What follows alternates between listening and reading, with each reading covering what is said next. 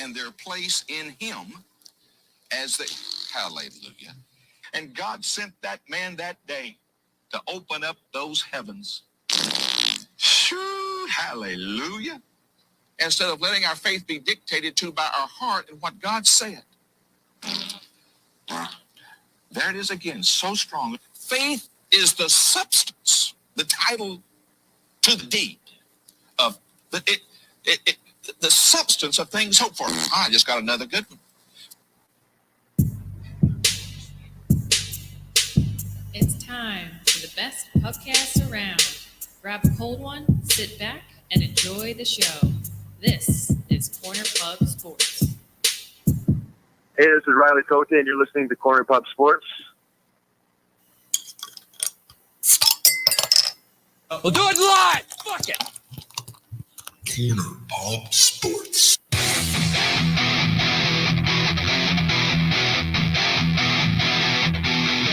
Fuck with my ass, man. Yeah.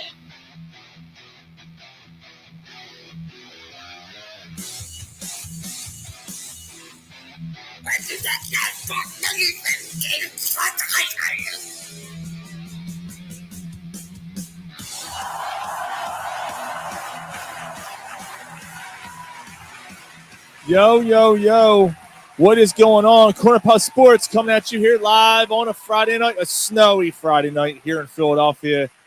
But nevertheless, the boys are here. We're all doing it remotely. We're doing it remotely, but we're doing it. What's going on? Let's go around the horn. What are you guys drinking? Let's start off with a bang, all right? Let's go. Because it's it's snowing out. You can't not have a drink in your hands. Nice. Show them if you got them. So you got a lager, Ryan? Mm-hmm. Yeah, I can't read it. What is it? What is that? That's an Iron Hill, incredibly juicy with the Kraken. Nice. Oh, nice. Oh, that's a good one. Yeah. What do you got, Mike? 60? I got the 60-minute. Yep. 60-minute. And I got Troganator. Dude, this hey, I like the color of that. I don't remember the last time I had the Troganator. This is good beer. You're going to remember tomorrow. It is delicious. It's got so much flavor, dude. Yeah, it's really good. 8.5 or something, 8.7%. So what's going on, man? It's been a while. How are you, fellas? Doing well. We rumor is that we have quite a bit to talk about tonight. Eagles fell apart like we kind of expected them to. Yeah, I mean, it was. I mean, I know we'll get into it, but I wasn't that surprised.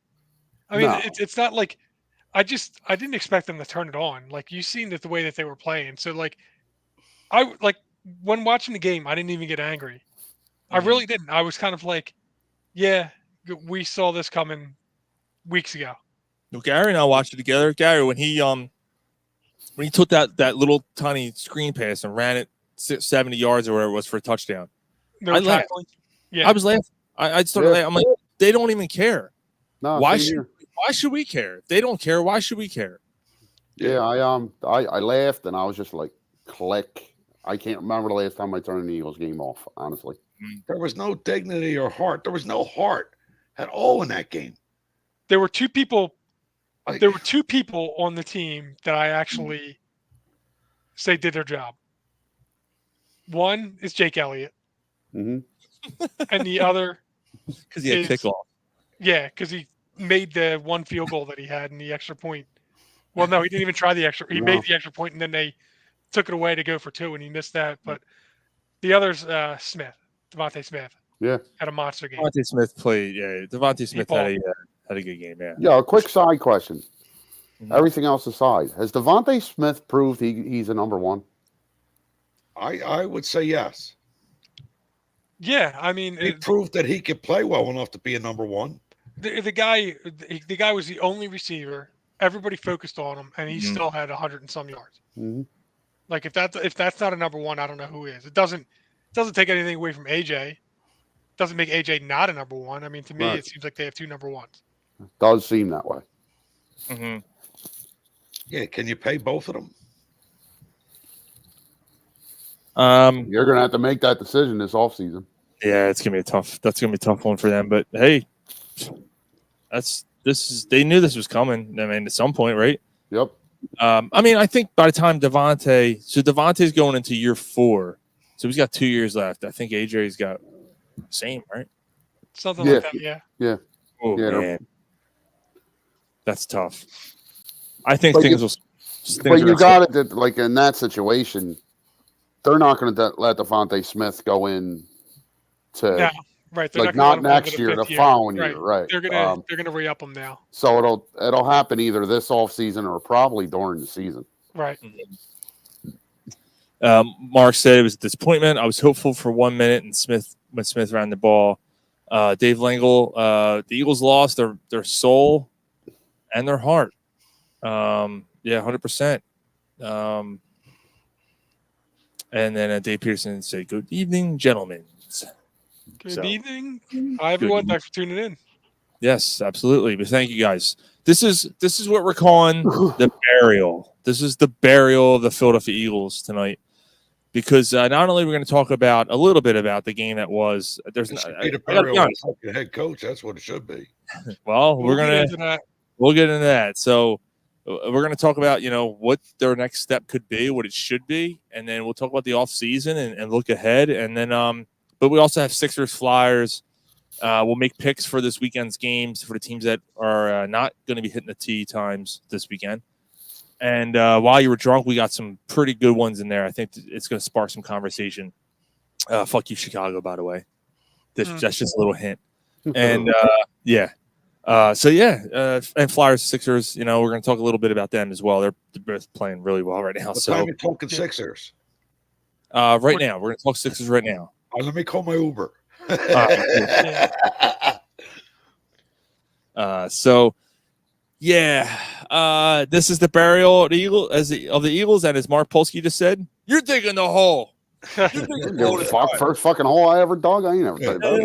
This is the first bad Eagle season we went through. Fuck, I don't give a fuck. How I know? How am I supposed to know? You kidding? Where's the head coach anyway? Where's the next head coach anyway? The whole Louis, family all rats. yeah. One coach is looking this way, one coordinator is looking that way. Where he's like, "Hey, what do you want from me?" Louis Sauter said they gave up before the playoffs. He's 100% right. I mean, they did. They gave up weeks ago, and why? Yeah, I kept, saying, nah, they're gonna win the playoff game. I kept thinking, I was almost like convincing myself, but honestly, it was when they lost to the Cardinals, it was like any glimmer of hope that you had. Well, with so much on the line to get that number 2 seed. Playing at They home, were still alive for the 1 seed at that point. That's true, yeah. And they all they needed to do was beat one of the worst teams in football at home, and they lost. That was that's when I thought the season was over. Yep. That was Jonathan Gannon. Jonathan Gannon who came in here and won that game. I was like, nope. We talked about it weeks ago when that happened. It was like late in the fourth quarter, and I left the room and I started taking my Christmas tree down. Like I had it on loud enough I can hear it, and I'm just taking. I was mad, but at the same time I was just kind of like shaking my head, like, no, this is it. So that Cardinals game. That's when I first noticed. You got your most important player on your entire team your most important player is who? Your quarterback, correct? So during that game, the Cardinals game, this point they were winning. Okay, and then they go 3 and out. They come off the field. There's focus on Jalen Hurts. The look on his eyes, and he's like that point there. And then I just kept watching and watching, and then even in the playoff game, there's a disconnect between the head coach and your most important player, your quarterback. Okay, so if you have to choose between one of them, who's going? It's not going to be your quarterback.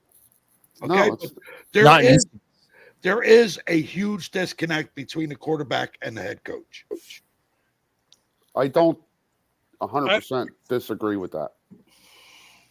There might not be. I think there's more to it than just that. I think it's salvageable. I think it's fixable because they've proven the first 2 years that they can coexist. Yeah. Right. So like I The first definitely 2 years, Ryan, the first 2 years, you had strong coordinators. So You if could you're get thinking- another strong coordinator. right. That's the point I'm getting to, Mike. Okay, like so now I'll advocate for keeping him. I advocated for getting rid of him. Now let me advocate for keeping him. Okay, so when he has success, he's got strong assistant coaches with him. Right. Okay, he didn't have that this season, and we all see what happened. So maybe that's what he tells Lori, hey, I could do this, this, and this if we're able to do this. I think I can get this team to come around. Mm-hmm. But who knows? We're not there. But now You're that's the avocation for him to be able to stay. I You're already said what I thought about getting rid of him. Polsky says he was like Hertz was like a beat dick. He beats pucks. I mean, Oh wait, but that's comical, but he's not wrong. I want to go back. I want to get into this. That like I know we're complete, but Dave Lingle, his comment. Yeah, so he AJ said, Brown is cancer. yeah, he said AJ Brown's a cancer. Okay, I crazy. cannot like. I'm tired of this talk. I'm tired of it. Like, there's no evidence of that. His fucking teammates love him, and he balls the fuck out. Anything he says, anything he does, is completely scrutinized by the fucking media. Right, they escalate it. Right, so like, you're gonna force him to want out. He is not a cancer. Anybody he's played with will tell you they fucking love him as a teammate. He's not that weak-hearted, Ryan. He's not going to ask to go to another team because of the media. He's not. Right, well, He has the fan support. He does. I don't think he does. But you don't know that yet. Like, he hasn't been doing on the field, you know. But what I'm saying is, you're constantly hearing it, constantly, and I don't know people why are they- constantly saying it. Like the dude balls the fuck out. Yeah, and so teammates Is it love because him. is it because he's emotional that people pick on him?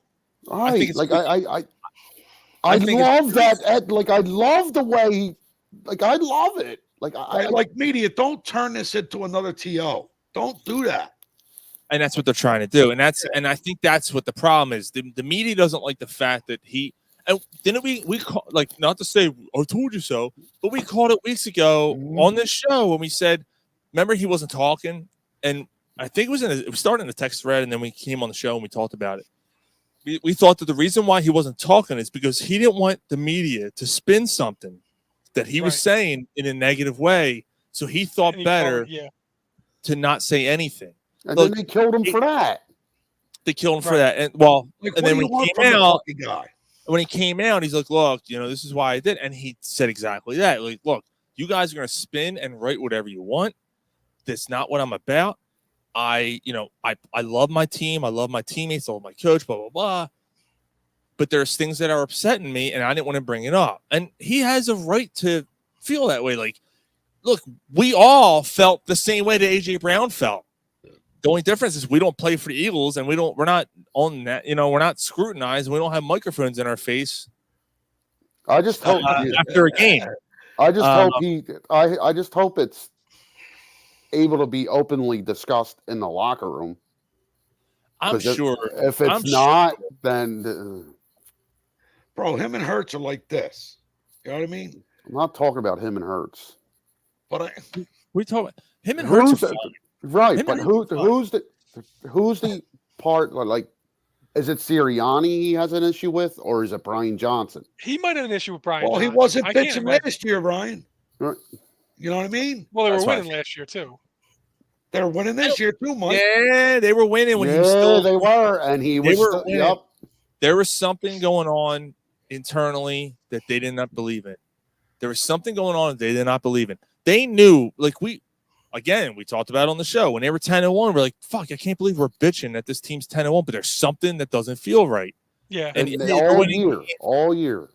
right? And there was something you knew they probably felt it, and they probably saw it with their own eyes, going, "Why are we doing this?" And they kept lucking out and winning these games by the skin of their teeth, right? And it was okay because it was a win in the win column. But at the same time, they're going, "We're not doing our jobs. Like something, we're not doing what we're supposed to be doing." Yeah, something didn't sit right, and then Right, it was they were playing not to lose. They weren't playing to win.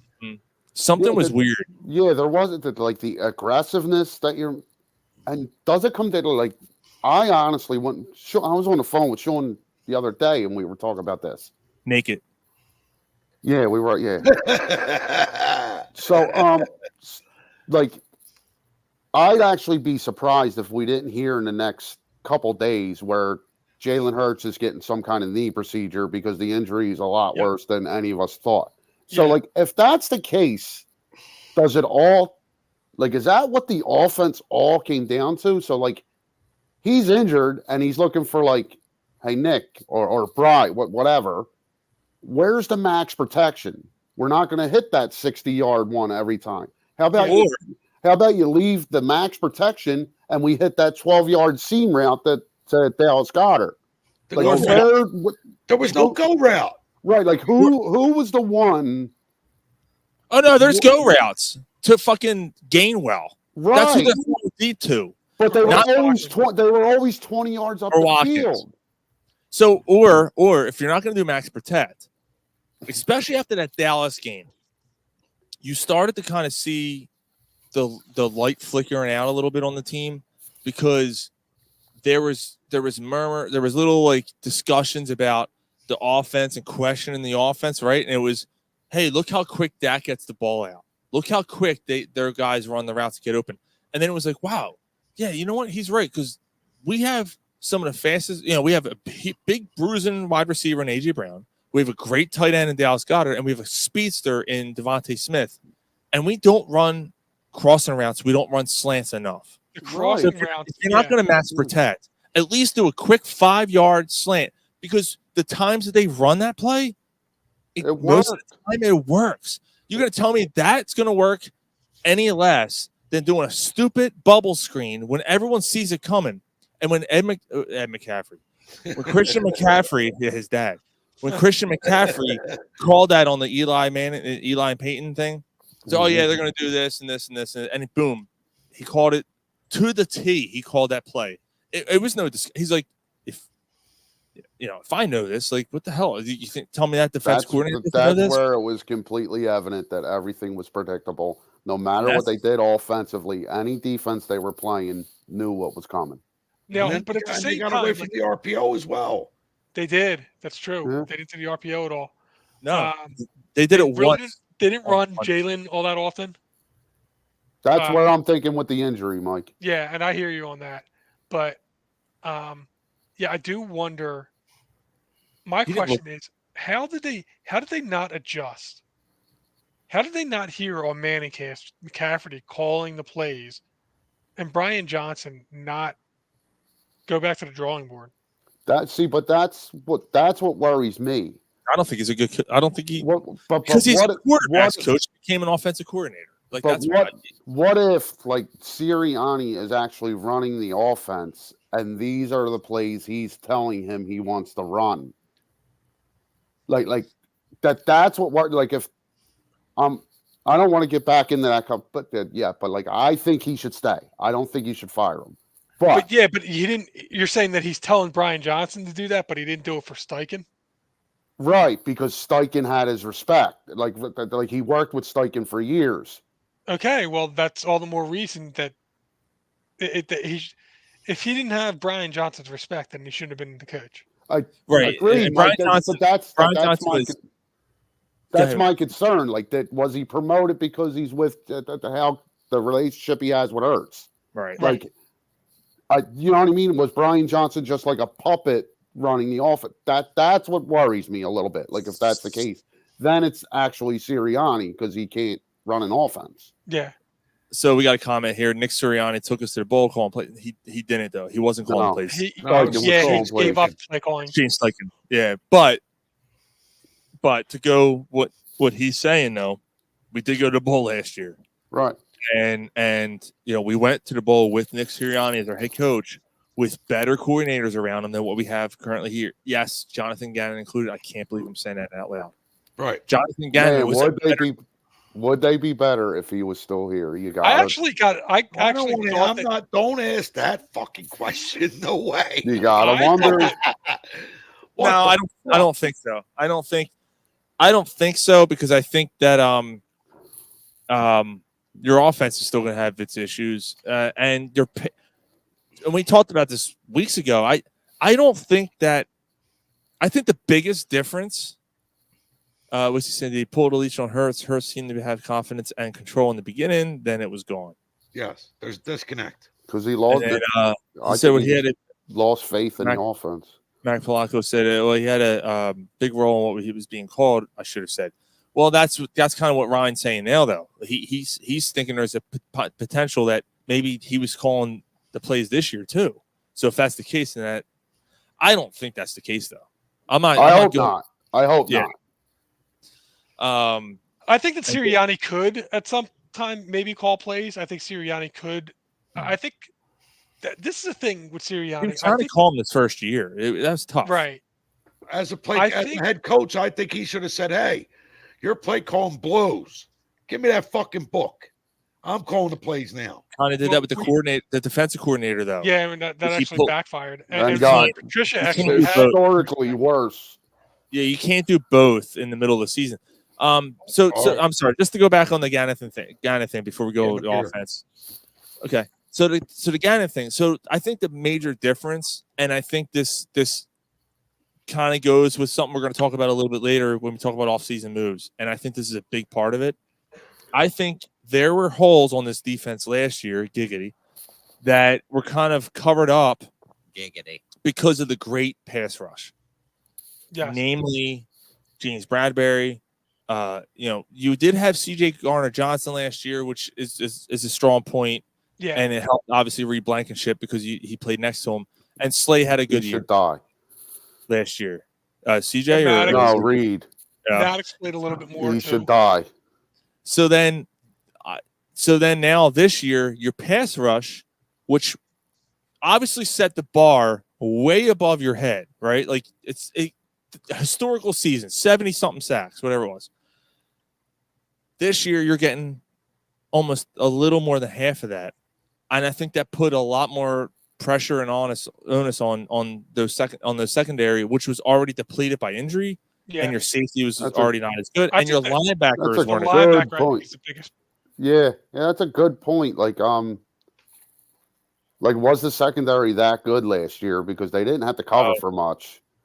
You know that the defensive line was getting there, and hey, they Josh Sweat had a sack on Monday night. It was his first sack since week 6.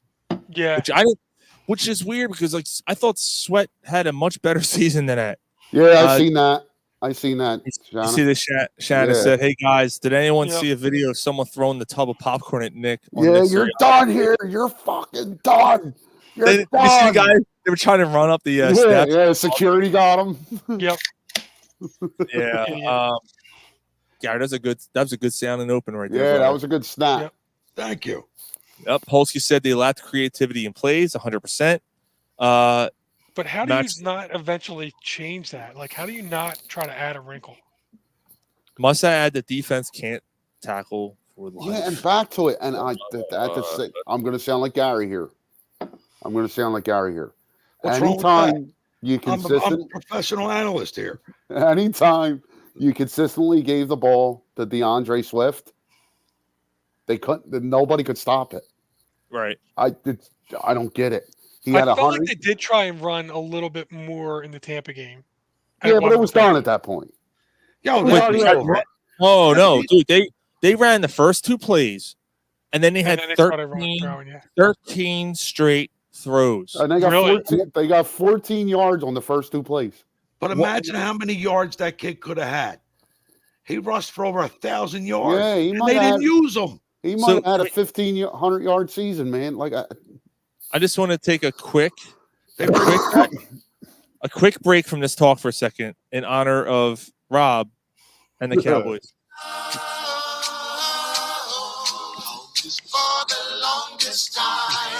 That made it a little easier. I ain't gonna lie. That made it a little easier. Yeah. There's no Dallas Cowboy fans inside. Still them boys after tonight. I'm grabbing a beer, fellas. No championship for you. That hasn't happened for the longest longest time. So much has happened since you won your last. Jerry Jones, Mike McCarthy, Dak Prescott, trash. Wild card, Green Bay just stood on your star. You haven't won it for the longest time. Maybe this won't last very long. You said you'd win this year, but you were wrong. Dak Prescott let down CeeDee Lamb. Deception man, and that's all that he's known for. That first of all, that dude can sing, and the fact that he's dressed up. They're Eagles fans. Yeah, no. Are they? Yes. Oh, really? No, I couldn't. I wouldn't have guessed. So Rob, even you have to like as Rob. So Rob, I'm sorry. So Rob, like even though we're laughing at the Eagles, right? Like we are, because like we were laughing at the Eagles game last week because that's how bad they were. You have to laugh at that song, dude. Like I know it's infuriating because Dallas does not. I don't want to hear anybody say otherwise. Dallas had a legitimate shot to make it. Yes, they did. Yeah, that's the difference between the Eagles and Dallas this year. Yep. That's what made it a little bit better. The Eagles were done. We knew the Eagles were done. Dallas had a chance. Yep. But the great part, and at the beginning you probably missed from it. It's like it starts out like, and they're watching the game, and you see like the score, and you see Dallas getting annihilated, Jay. and they're like, and the girl goes, "Hey Jay, when was the last time that the Cowboys won the Super Bowl?" And then it starts,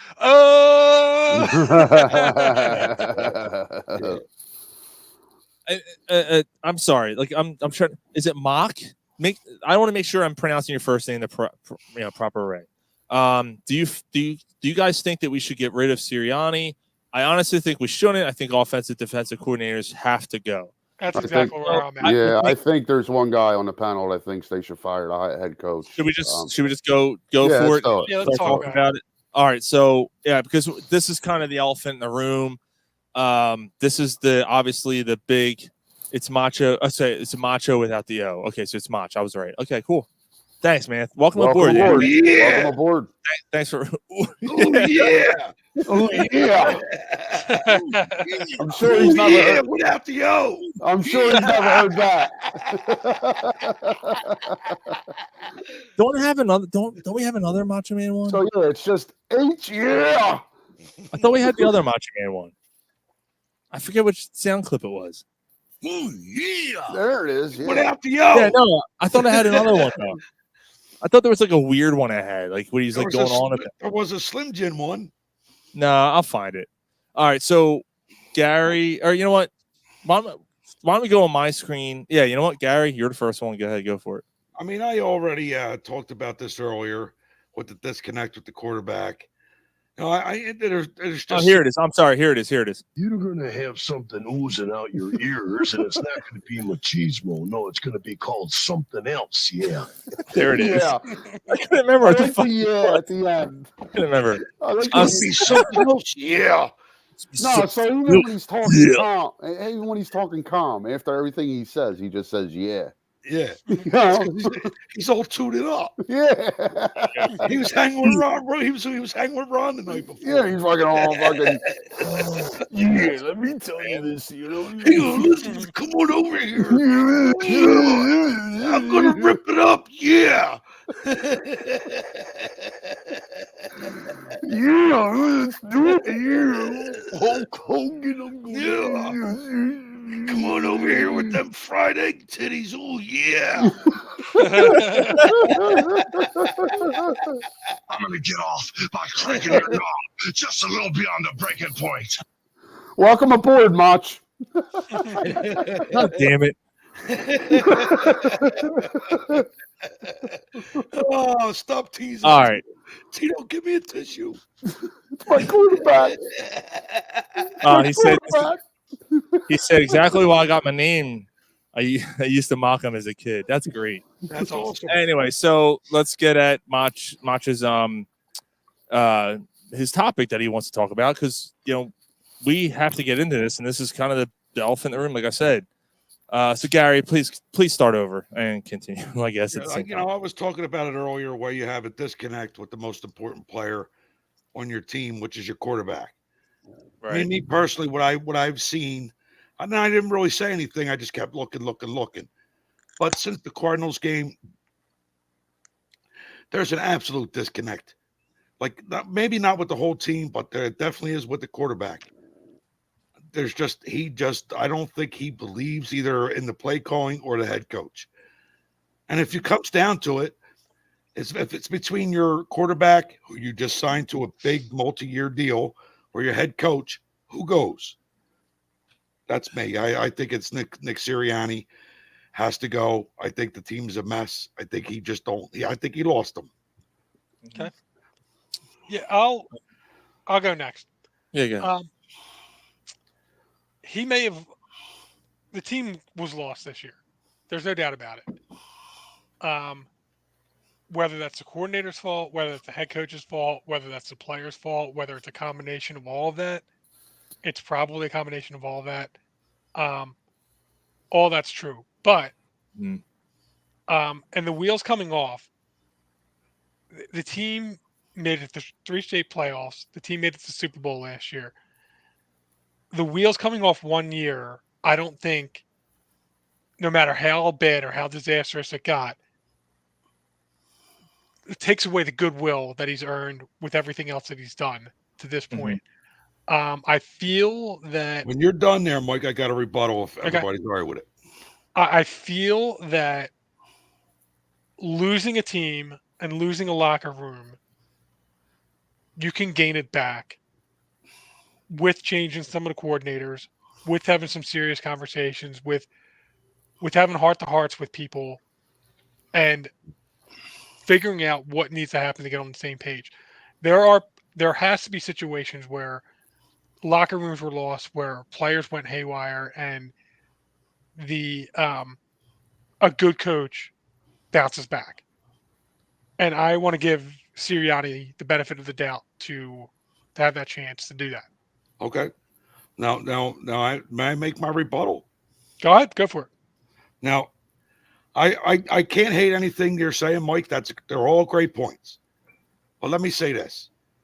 Howie Roseman and Jeffrey Lurie, for the past, I'd say 10 years, have been a win now organization. Okay.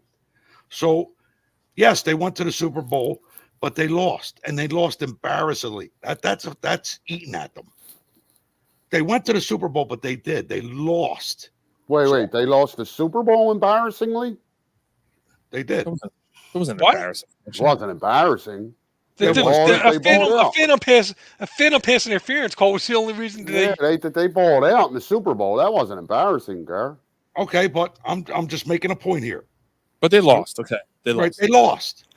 Okay, now you're playing well this season. Like you're winning games, but it's also you see things that are wrong as you're winning them games.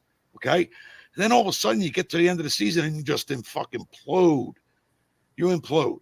So, is it the coach that's to blame, or is it Howie Roseman? Because they keep doing things to win now. You know what I mean? And it didn't work out. It didn't work out. You got lucky the 1 year when Carson Wentz was on that team, and then that turned into an issue. Okay, but you did get a Super Bowl. So now they did that way, and they won a Super Bowl. Last year they lost the Super Bowl. So maybe in their heads in the front office, there's like, where did we go wrong? What did we do wrong? How did we lose this Super Bowl? Okay, so now that's in their heads. Now this year, you're coming into this year, things are sloppy. You're winning games, but you get to the end of the season, and it's a mess. Like you just implode. So that front office is like, maybe we got to make the change. Where did this go wrong? What happened? It's got to be the head coach. So if that's the case, you're recycling head coaches every 3 years that you don't win a Super Bowl.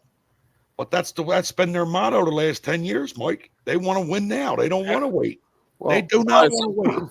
So hold on. So answer Mach's question here. He said, I feel like he brought the team back together from being broken apart. If they do to get rid of him, who and why would be a better fit than Sirianni? So who would you be? Because if you want him gone, and Jay too, I want to see your answer too, man. Because Jay and I kind of went at it a little bit this week as well on this topic. Yeah, I know Jay is pissed. Yeah, Jay is definitely on Gary's side that he's ready for. And there's a lot of people who are on their I'm side. not trying to stir shit up. I'm really not. I'm not. Listen, I mean, if this 2 months ago when you 2 months ago when you said it, it was like, what the fuck you talking about? When they lost 2 in a row. Now like, it's a valid argument. That's where I was going to go. But I felt the same way then that I do now, Sean. You know what I mean? Yeah, I hear you. But you were very much in the minority 2 months ago when you said that, because it was like, dude, they lost 2 games in a row. They were 10-1. You're going to fire the head coach after you just won to. Oh, stick with me. I'll teach you. Yeah, because I knew that was coming. Yeah, we all knew that was coming.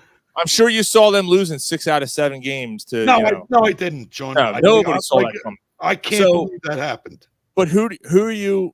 Jay's not stirring the pot. Polsky said Jay's stirring the pot. He's not stirring the pot. No, we're not. He's not stirring the pot. He's on.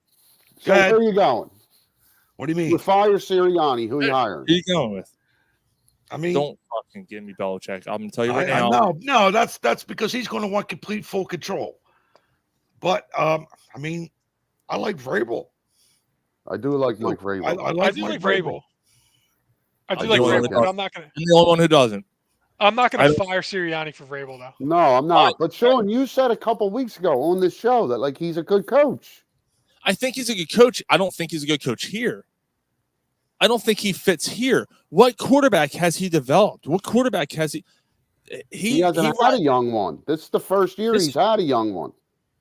And Levis got no. He had Tannehill his whole career. You mean Malik Willis? They drafted Will Levis in the chair. Right, but Malik Willis is like a 3-year project that was completely understood. Anybody that drafted him, it's like at least a 3-year project. No, Willis is the Richardson, right? Levis or is it No, Willis or Levis? No, last year they drafted Malik Willis out of Liberty. He was a 3rd rounder. Though. Right, and everybody knew that he had 1st-round talent, but he's like a 3-4 year project. But that's not on Vrabel. And then, right, like and the then front office does whatever they want, makes him deal with it. But then they drafted Will Levis, and Will Levis was hurt 3 different occasions this season. Yeah. That's fine, but why? To say he can't develop a quarterback, if you draft Malik Willis last year, and the dude showed a lot of talent last year in the time that he played. I mean, the dude's got wheels. He has an arm. Maybe he's a project. Why not stick with Tannehill for another year? Why draft another quarterback early in the draft this year? If maybe he didn't draft him, Sean. Like he had nothing to say in the A.J. Brown trade. Like, most coaches don't. Most coaches don't have a say in what they do with the front office. Like they don't. And then like I hear you. I think that's kind of he's a good coach. I haven't said anything yet. How do you get what I'm saying? No. Gary said I get what you're saying. I haven't said anything. Oh, you're saying that. So what if the front office drafted that quarterback that you didn't want? Your job is to develop them, and you're not. I thought you were talking about Vrabel. So my thing on Vrabel, I just got this vibe with him. I think he gets lost. I feel like he gets lost in the game. I think he's an emotional coach. He might not show up, but he coaches through emotion. I don't think he's the correct. I just don't think he's the right guy for this town. Not for this town. Let me take that back, because I do think people would like him. I don't think he's the right coach for this team with this setup right now. Okay. Because I think obviously you have a fractured team right now. I don't think Mike Vrabel's a guy who's going to come in and fix that, because he didn't fix it there. And to me, like, they had plenty of building blocks there. Yes, they traded A.J. Brown, but one player doesn't decide an entire team. And the fact that they traded A.J. Brown, because they fell apart because of that? No, that's not why. Well, no, they were. See, the thing with Tennessee was they also had one of the best running backs ever. They were trending downwards by the time they used the running game. But they were trending downwards because they were already on the downward trend when they traded AJ Brown. They used the running game. Derrick Henry was starting to get old. That offensive line started to fall apart. Mhm. So AJ Brown was the beginning of. They never had an offensive line, though. Yeah, they never had an offensive line. They never had that great of a defense. They never had a good offensive line. They So never I see your point. That like, what is he built? Like, what is he constructed? Like, I see your point. I think he's a defensive-minded coach, and I think he's an emotional coach in game. Like I don't know what he does prep. I'm not going to comment on that. I don't know. I'm not. I don't cover the team. We could talk to someone who does. He used to cover the Eagles. We could talk to him about it and see what he thinks. But Mr. Davenport, I just don't think that. Yeah, I just don't think that he would be a guy that would fit. I don't know. He just doesn't. He just doesn't fit my vibe, man. I don't know.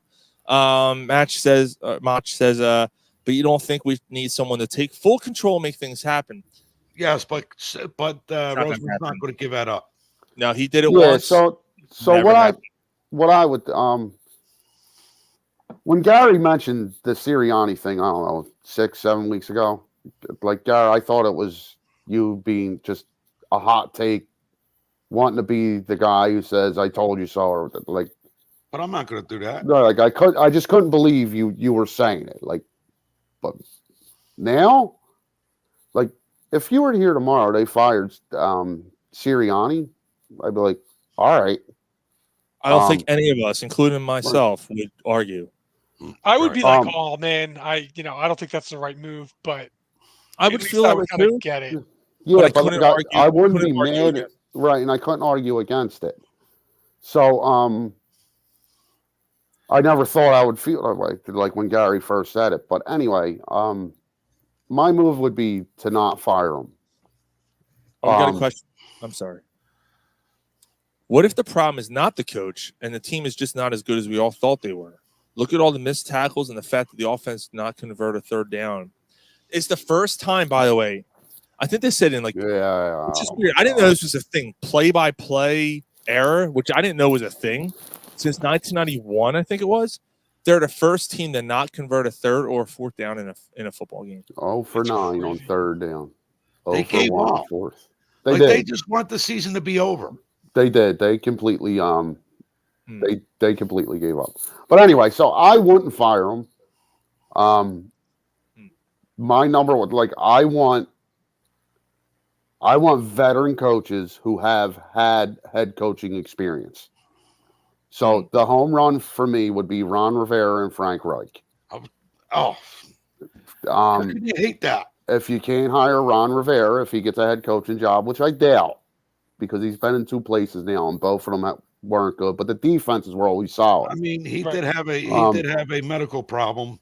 I'm not making excuses for him, but he did have a medical problem this season. All right, but if you don't get Ron Rivera, I'd be fine with the guy who ran his defense, Jack Del Rio. You're saying Rivera was sick? Yeah. You're a sick fuck. Now I thought, Ryan, just to take a step back, I thought that leave that brother alone. Leave that brother alone. Yeah, but the Patricia isn't a proven head coach. He's in a bucket. Patricia did have a head coaching job. Yeah, but he was in Detroit for 3 years. That's usually where coaches go to die. Yeah. You know what I'm saying? And Patricia has proved he's not a good coach. Joe chimes in. He says, "I think Vrabel would be great bringing Swift back. The defense would get strong," which is true. The defense, because I said it, he's a defensive-minded coach. I do think the defense would be better. I do think, what better can you get than a guy who played for a multi-Super Bowl winning team in Mike Vrabel as a part of that team on defense, who can maybe teach some of these fucking guys, you know what, dickhead, it's not a business decision to tackle somebody. Right. Fucking tackle somebody. Right. Wrap someone up, you asshole, James Bradbury. Bradbury cannot come back next year. He cannot come back. No, we'll talk about that. We'll talk about that. Ryan. And then he said Reich is going to be a coach under his receivers coach. What? No, Reich is the offensive coordinator. He'd be the OC. Well, no, when Frank Reich was head coach at Indianapolis, Nick Sirianni was the Nick Sirianni. But there's there's a relationship there. Like I know, but Frank's like, not going to be like, oh, Nick's its head coach now. I'm not working for him. Like that wouldn't be why he didn't come back. Yeah, Frank would be like, let me go fix this relationship with Yeah, these fucks. I got to tell you yeah. guys, fucking How many times did I Troganator, tell you? Troganator might go down You're getting another one. as one of my top 5 fucking favorite beers. This thing is delicious. Holy shit. It's got so much flavor and it's got a kick and I'm gonna be I on my gotta get me another Troganator. What's the Yeah, flavor? that's gonna be one of my next ones. What's the flavor? What is it, Sean? chocolate pills. It's chocolate pilsner. Chocolate you don't really, Pilsner. little malty. You don't really taste the chocolate. It's a double bock. It's a bock. Double bock beer. It's So good, man. when you took a sip of that, you were like, dang. Dude, well, you saw the color. Yeah. I'm pouring another one. Fucking, I'm pouring another one. Smell this. But yeah, Joe, I think It's been that's a a long time. Here, smell this. Scratch and sniff. Go ahead, Smell Mike. this. Sorry. I think it's tough for somebody to work under somebody that you mentored. I think that's a tough pill to swallow. Especially for somebody that's already kind of at the point where he's like, I don't really know if I want to do this anymore. Yeah. Yeah, but there's a relationship there. Like I don't think that'd be the reason why he wouldn't come back. Like I think if he wouldn't come back, he just doesn't want to coach. Okay. You know, and then so I hired him 2 veteran coordinators, and then I'm not going to lie, I'm eating the money. I'm getting rid of Slay. I'm getting rid of Bradbury. I'm moving on. Gary mentioned the win now thing, and I completely agree. So you go back a few years, how he learn from his mistakes, right? Like when he drafted Jalen Reagor, he fixed it. He got Devontae Smith and AJ Brown, so he learns from his mistakes. So let's hope that they go to move. Beautiful color. That is a great color. So let's hope that they go to move forward and they get out of the supposed win now thing. Let's build this thing for 3 years. When Jalen Hurts is in his prime, he'd be in the league about 6-7 years at that point. So let's build this thing for then. Let's rebuild the offensive line. Let's rebuild the defensive line. I mean, it's time to do that now. Right. You're going to lose Jason Kelsey. You got probably 2 more years or so with Lane Johnson. What do you got? 5 tops with Mulata at this point. So it's time to start rebuilding this shit. Brandon Green, I'm bringing Brandon Green back. He's willing to be paid as little as you can pay him. I'm bringing him back. Like there's a lot of capital on that defensive side. So I'm moving on from the corners. I'm putting Kelly Ringo there. I'm building the secondary for eventually I want Sidney Brown to come back and get a legitimate shot at being my starting safety. That kid likes to hit, man. And I'll go with Isaiah Rodgers on the other side playing corner next to Kelly Ringo. I think they draft a safety. Or that. I'm okay. Runner.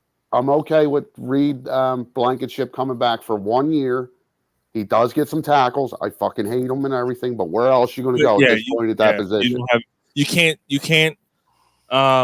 fulfill or you can't fill every fucking hole. Right. And then my number one, you can't. And then my number one, because they're not going to be able to make splashes because of the situation they're going to be in with money, like with the Slay dead cap, that it's going to be about 20 million total dead cap hit for the 2 of them. You got to draft a linebacker, man. And then you need a linebacker. So like I said, that's my number one concern at the position to fill in the offseason. Either I'm signing one, I'm probably doing both. I'm signing one, I'm drafting one. And you're giving up on Dean. Marry one, kill one, fuck one, go. There you go. And then I'm bringing DeAndre Swift back. And like I said, he's going to want a handsome payday, Ryan. He's going to want money. You still compete. Like, so you have a couple 10-win seasons. Like, you never know. Like, while Jalen Hurts is still young, you got to kind of blow it up without blowing it up, if you understand what I'm saying. Yeah. You stay competitive. You still got a chance while you're going to fix the thing. I don't see them being able to. I don't see them putting an emphasis on re-signing Swift. I don't see it. Gary, I'm with you. I don't think that they do either. They don't. Proven. They don't normally. I think they changed that trend. I think they're willing to go. That's why they got Penny.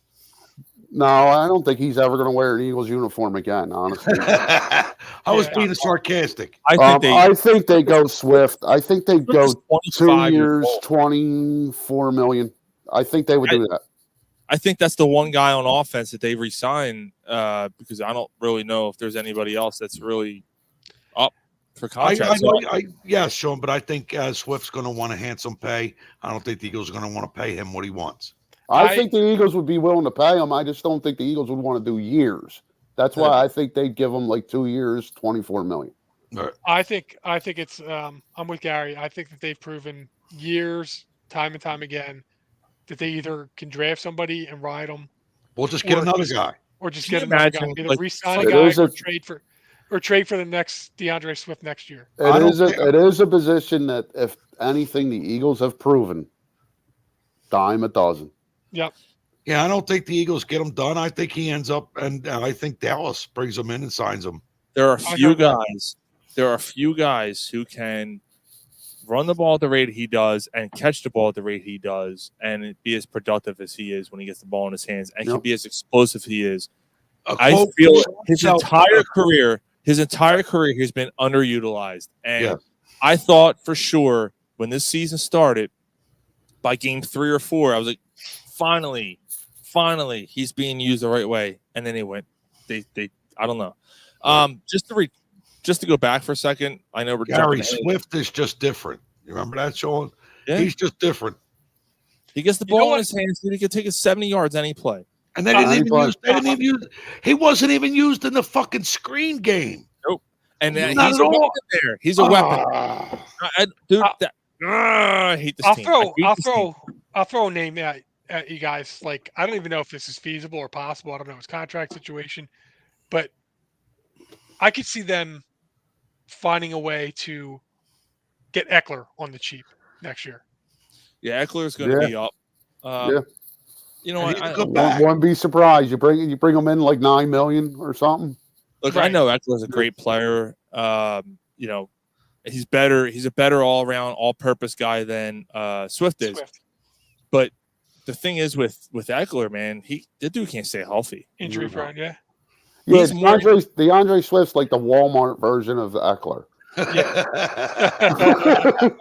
although, you know what I gotta tell you, like special. The fact great value, yo. The first time in his career, Swift's an animal, man. It's the first time in his career that DeAndre Swift was healthy all year. Yeah. But then again, you didn't use them. Yeah, you're gonna get hurt. You ain't gonna get hurt if you don't get used. So just to backtrack a second. Let's don't put him in. We don't want him to get hurt. Let's give him a break. Give him a blow. We can put Penny in. Oh no, we didn't because we didn't fucking activate. Yeah, so put Gainwell in. Fuck it. They're saving Penny for the end of the year. He's a good third back. Fuck him. You want to talk about one? Like, you bring fucking Penny in on Max Protect. He hasn't played all fucking year. How's he going to Max Protect? How's he going to pick up a play? What am I protecting? Where am I?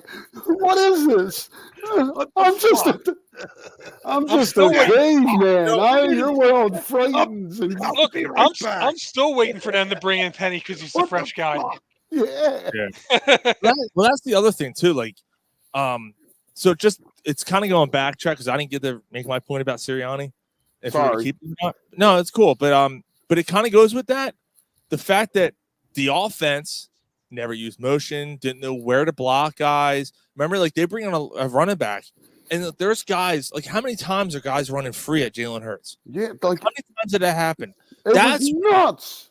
That's when you do a quick slant. Nope. A quick screen. Nope. None of that. It's I'm looking downfield, and I'm getting hit because there's a free runner at me. Dude, how many times he lined up in a shotgun like with a naked backfield? Like it's just him. Like you see the guys, like it was like, what the fuck is like? He's standing back there. He's standing back there by himself. He's reading defense, and he's like, "Well, I'll be a shit covered dick." He's like, "I'm screwed." So then the other thing too is on the other side of the ball is defense. Same situation. It's the same exact situation. guys are lining up. They're looking at each other. They don't know where to go. You're Yeah. constantly seeing so Brian Baldinger, who's one of the best, all 22 guys, watching him break down film. Yeah, he does it all the time, and he's like, they don't know what they're doing here. Like, look here, look at this guy, and and what he usually does is he focuses in on a guy or highlights a guy. And goes focuses in. Sorry, I was burping. Focuses in. That's a fun word. Focuses. Focuses. Focuses. Your bumpuses.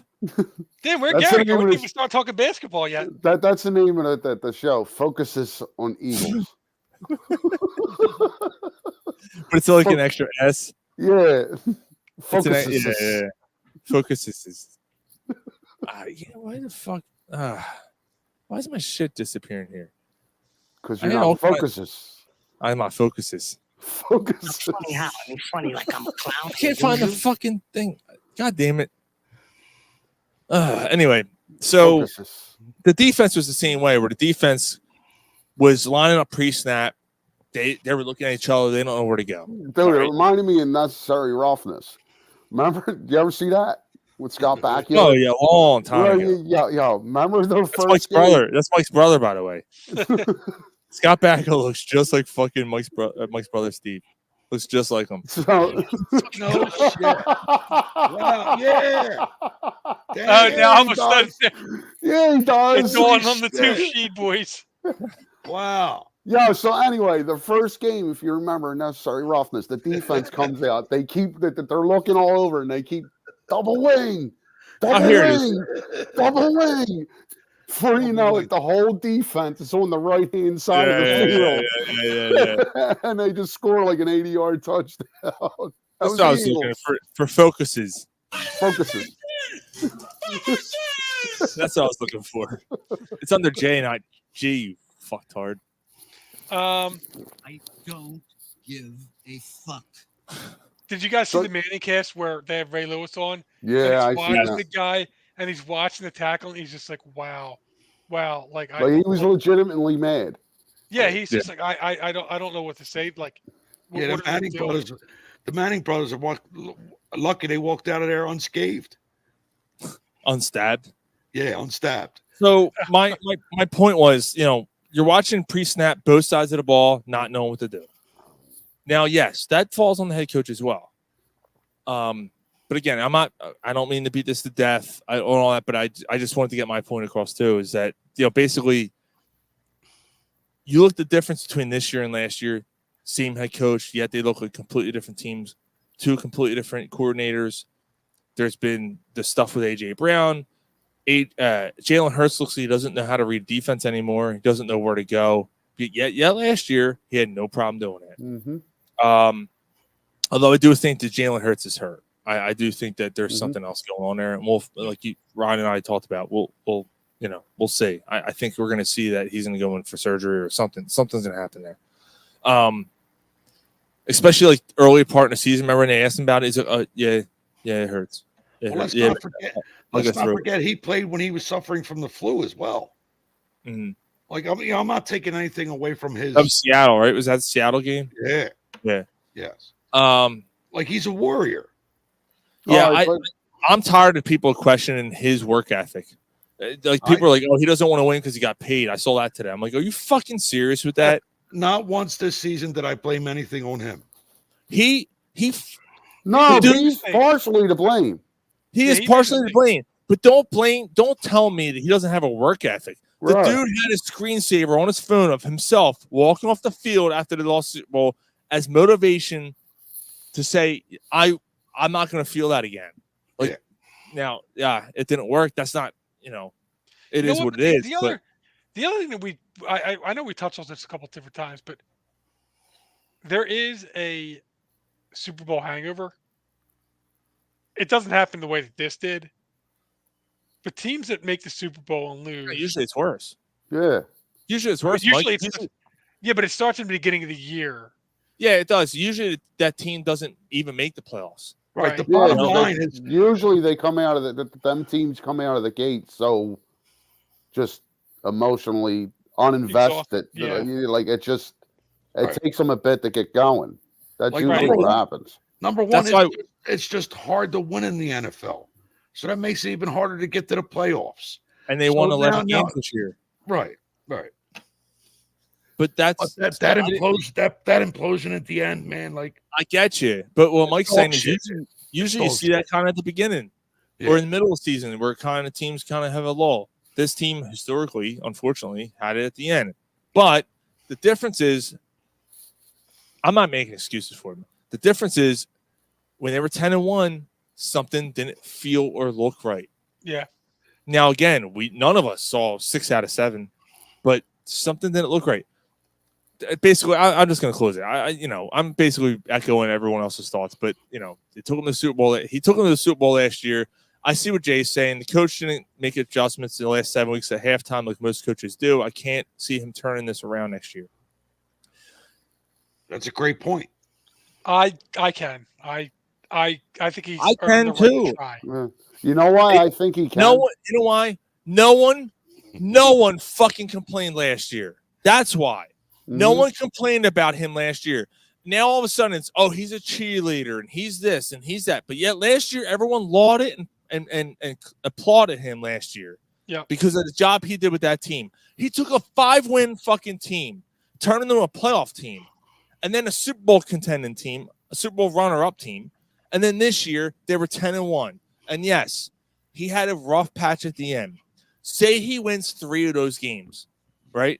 Say they don't lose 6 out of 7. Say they win half of that.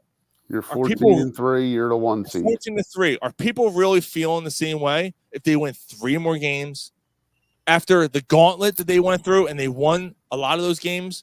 Right. Look, So you're probably right. No one's questioning any of that. And no one's questioning him being a cheerleader and this and that, and he can't do this and he can't do that. People are questioning, what the hell's wrong with the offense? What the hell's wrong with defense? Because there were questions before that. But that doesn't, I'm not saying it doesn't fall on the head coach 100%. Yes, it does. He's not part 100%. of the problem, for sure. He's part of the problem. He's definitely part of the problem. Look, I'm going to give him credit. He knew there was a problem with Sean Desai. I don't want to hear none of us here on this panel said, nah, he shouldn't have made that move for Patricia. Yeah. When they made that move, we're like, you know what? That's fucking great because now maybe we'll see some changes. And it got worse. Yeah. Is that Matt Patricia's fault? I'm going to say this. Imagine given a fucking puzzle, missing pieces, and you have to try to put it together with missing pieces. That was Matt Patricia's job. That was someone else's scheme, someone else's mess he had to take over. Right. I got to be honest with you. I'm not 100% opposed to Matt Patricia going in the offseason with his own defense and saying, nah, fuck that. I don't know what that was. We're not doing that. We're doing this. And let's see how it goes. Matt Patricia's defense showing they need solid linebackers. And will the Eagles put an emphasis on that? If he's going to be a defensive coordinator, if they hire him, then I believe they would. Like his defense, when it has success, has solid linebackers. Yeah, like I wouldn't hate if Matt Patricia wound up being the coach, the defense coordinator. I don't know. No, I think I would hate it because I can't get behind it. He made. There's no way you're not going to be able to get Ron. Yeah, there's no way you're not going to be able to get Ron Rivera or Jack Del Rio. What's that, Mike? You got cut off. I said that he made a bad defense historically worse. But were they already done before that? Yeah. That's the thing. So did you see what Slay said? It was like between 2 marriages. It was like I've seen that. Yeah. That couldn't have been easy for anybody, dude. Like that was. And you know what? Sirianni's to blame for that, or whoever made that. See, but I think what that came down to is they knew. All right, we're not going to win like this. Let's try this. So try something. So they tried something wherever it came from. If it was Allie, if it was Sirianni, it just didn't work. Comes out, you pull out, you're like, oh man, it's covered in shit. This ain't fucking working well. Like, yeah, Right, so that there was no secondary talent for either scheme from either coordinator. Your pussy all covered in shit. Right, but how's that on Sirianni? Like that's where I'm going with that. Like he knew they weren't going to win the direction they were going with Sean Desai running the defense. So he says, I'm going to try this. And it didn't work. So like, at least he tried something. And I'm fine with him trying something, and I would be fine if they were the same. But the fact that they got worse under Patricia bothers me. It's a concern. It's definitely a concern for sure. Well, I mean, it's just you got to fucking tackle. Dude, He's not. Is that Patricia though? No, that's not his fault. These guys are professional athletes. Dude, James Bradbury should never play again. I'd never want to see him in an Eagles uniform again. Isn't it funny how fast he went from like Debo was right. Yeah, from like loving him to like after he better never put fucking my Eagles fucking uniform on again. Debo Samuel was 100% right when he called him trash. He just quit. He just quit. Yeah. I've never seen no effort, no soul, no heart. You know, that game on Monday night. Nothing. I don't know. Like we've seen some doozies. I'm not sure we've seen a worse performance than what we saw out of James Bradbury on Monday night. Yeah, reminds me of James Harden Game 7 of the Boston series. It was worse because at least James Harden scored some points. No, he didn't. Nah. James Harden. Nah, that was worse. That was worse. The James Harden thing was worse. You already knew that the Eagles were done. Yeah, you knew the Sixers done Game 7. Nah, I still had faith that they could win that Game 7. Anyway. No, I said you knew the Eagles were done. Yeah, I knew the Sixers were done in Game 7 too. When they lost Game 6, that was it for me. Yeah, pretty much the same here, but like, the Sixers are doing well this year, and I see in the thread everything's going on. You don't hear nothing when it comes to Ryan with the Sixers. Just crickets. He said he was done. He's done. He's still done. Yeah. I'm not gonna lie. I've probably watched 8 minutes of basketball. That's a shame, dude. They're really they are fun. Like that's also been in the back of my mind too. It fucking figures. They look like a fun team, but I just don't care. I just don't care. They're a complete team. Anyway, yeah, when Embiid Embiid's averaging like fucking 40 and 10 a game. He's gonna be the MVP again. You know what? Fucking stay away. We don't want you. I could. Keep him in the bathroom. Put him in the bathroom. Put him in the bathroom. Don't put me in the bathroom. It's embarrassing. Yeah, I'm taking a piss and having a quick smoke. Yeah. Fuck. All right, so off season, because we got to move on from the Eagles, but off season. So Ryan did his off season plans. Mike, give yours. So I think you keep Slay. You get rid of Bradbury. I like the fact that they got the other guy coming back from that gambling. So thing. Bradbury was what? I'll look it up. Go ahead, Mike. I know that Bradbury. I know he's going to be a cap hit. It's not that bad. I think you draft a safety. Bayard obviously hasn't done shit. No. So between Brown and Blankenship, one of them two fight it out for that second for the other one. So Bradbury, if you cut Bradbury, it's a 4.8 cap hit, 17.2 in dead cap space. 17. That's what I'm talking about. Yeah, that sucks.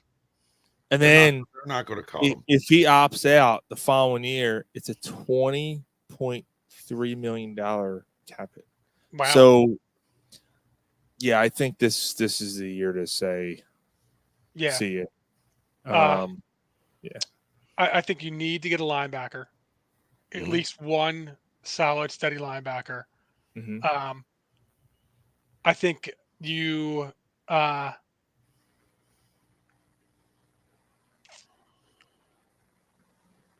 you need a tackle, a veteran tackle. I think that you hope that those young kids progress. You hope that they don't get tired out. Offensive line, I think they've been positioning themselves for the offensive line for a while. I think you get a new running back. Other than that, I think you try to run it back. Mm-hmm. With better coordinators, better play callers, more innovative. So that's my thoughts. Mm-hmm. Okay. Good. I'm doing both coordinators. I don't defensively. Yeah, Ron Rivera would be fucking awesome. I personally think they might be looking at Glenn Schulman, who is Alabama's defensive coordinator. Yeah, they interviewed him last year. Yes, they did. And I think that might be the guy that might be top of their list because think about it, it's obvious. They have all the Georgia. You have Alabama and Georgia guys on your defense. Ringo and there and a guy who's proven in the college ranks.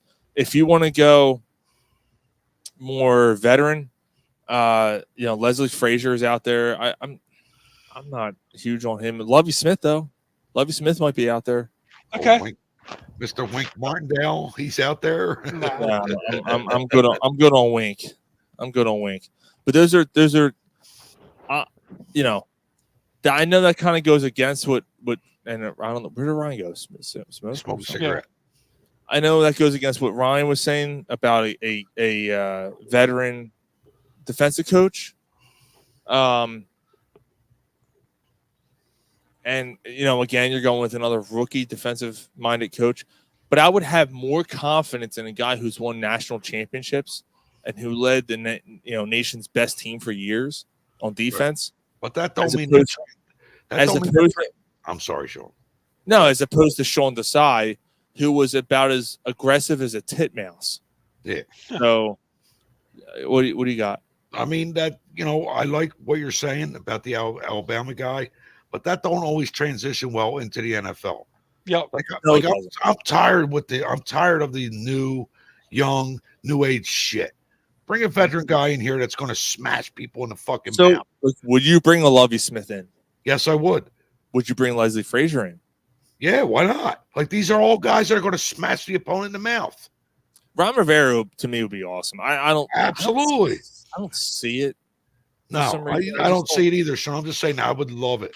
I just can't picture him being here for some reason. But then again, I didn't picture Matt Patricia being here either. And then also I didn't predict Matt Patricia coming here and sucking dick. But I mean, Ron Rivera was here with the Eagles before.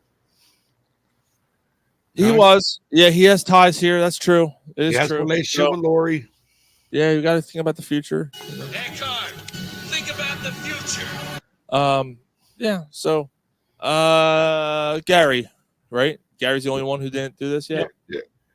Yeah. I like the idea. I don't want no more of the new age young NFL coordinator. I want Leslie Frazier, Lovie Smith, somebody like that to be my defensive coordinator. Right. What happened? You're good. Why am I in the focus? I made you a focus. Oh, I got you. You're making it's Gary's point. It's Gary's corner. I mean, something like that with a defensive coordinator. And with offensive coordinator, Frank Reich, somebody like that, somebody with a history and with a prove it that they can do it. No more of this young guy shit. Get out of here with that. Yeah. You know what I mean? And then I don't know what to do offensively, dude. Yeah. I know I'm getting rid of fucking Brian Johnson. I know that. He's got to go. What's wrong with what about Stoutland as your offensive coordinator? No. Stoutland ain't moving from being what he is. I'm leaving him my offensive line coach. They've had one of the best offensive lines in the NFL for don't break something that's not for 12, 15 years. Yeah. Yeah, all right, I got you. Fucking Polsky says, I got the Bradburys. It itches. Polsky says, 75 inches of Gary. I'm blind. So offensively, Mark, you want to see my stink winkle in fucking 75 inches? Yeah. Fucking let's see your stink star. Stink star, that's it. Stink star. You called it a stink. You said stink wink. My stink wink. Stink winkle. Stink winkle is good. Stink star. Eagles are stink winkles. How's that for a name of the show? Eagles. So yeah, offensively, again, I'd go Frank Reich. If you can't get Frank Reich, I'm going. I wasn't done, but go ahead. Oh, I'm sorry. No, that's all right. That's I know. Motherfucker comes back in and just takes over the show. Yeah. I look up and I'm like, yo, Ryan, what do you think about my? And I look up and I see an empty room. I'm like, oh, motherfucker ain't even here. He did say he was leaving. You weren't paying attention.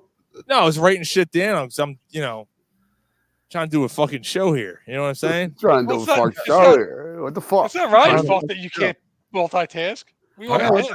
Stop drinking them 8%ers. Yeah.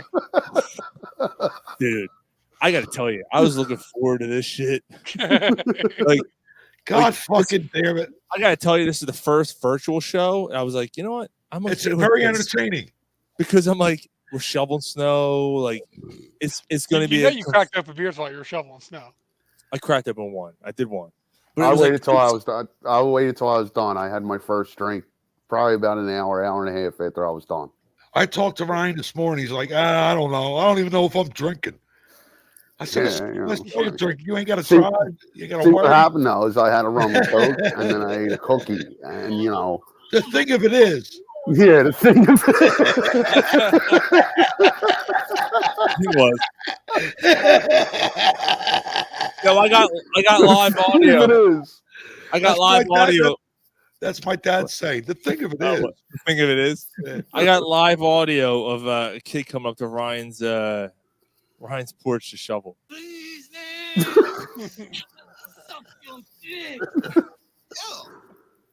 No, I told him that. Take a walk. Is that how Corey made the $200? Was that him? Damn. What the fuck? Well, the thing of it is. I'm sorry. Crack your other hip.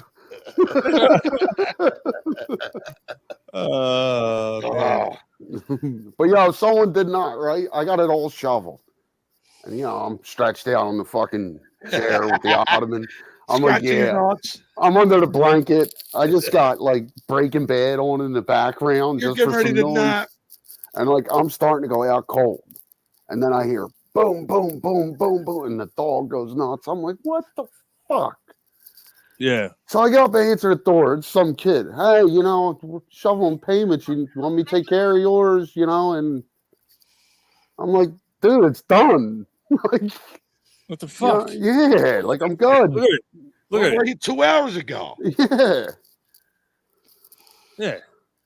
You woke me up for this, you jerk off. The fuck out of here. Get off my stoop. Get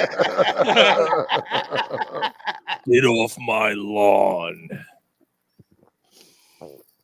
I thought we already established that. Listen, Zipperhead. Used to stack like you 7 feet high. Take a walk, you fucking slope. Yeah, dude, he was fucking nuts in that movie. He was fucking nuts in it. That was a great movie. Yeah, great it was. Dude, it really was. Gary, sorry, fuck you. We're gonna talk Flyers, but That's first, all right, I'm all for it. Sixers are fucking playing really well. Tyrese Maxey tonight, 32 points, 5 assists, 2 steals to beat the Magic. Took care of the Magic.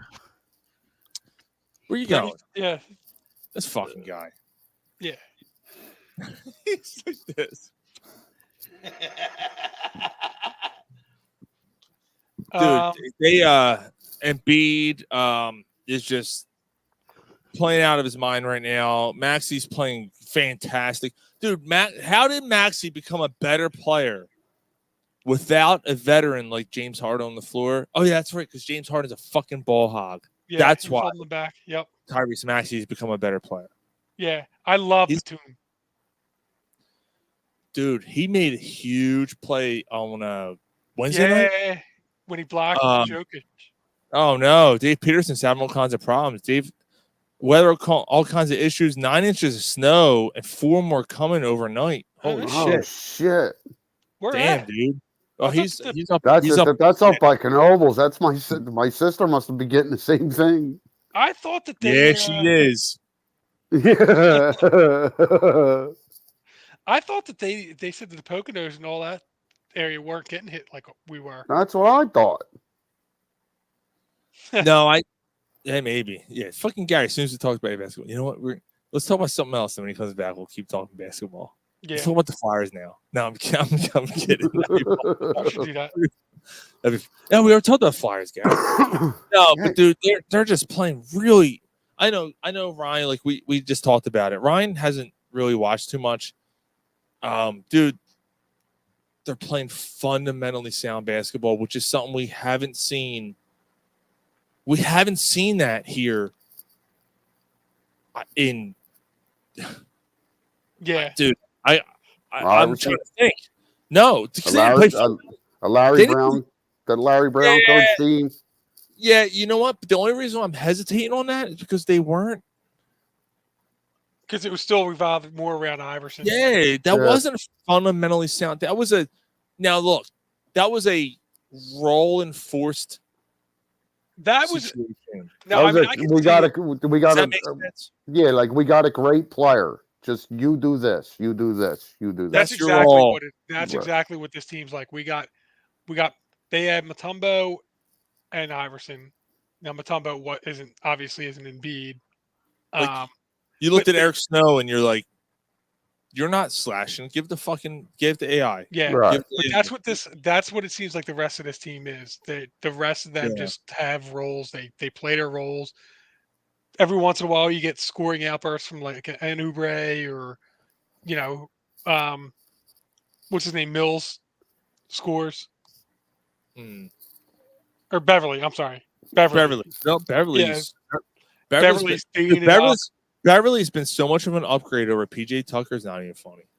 Well, I thought Batum's more the upgrade, and then Beverly comes in.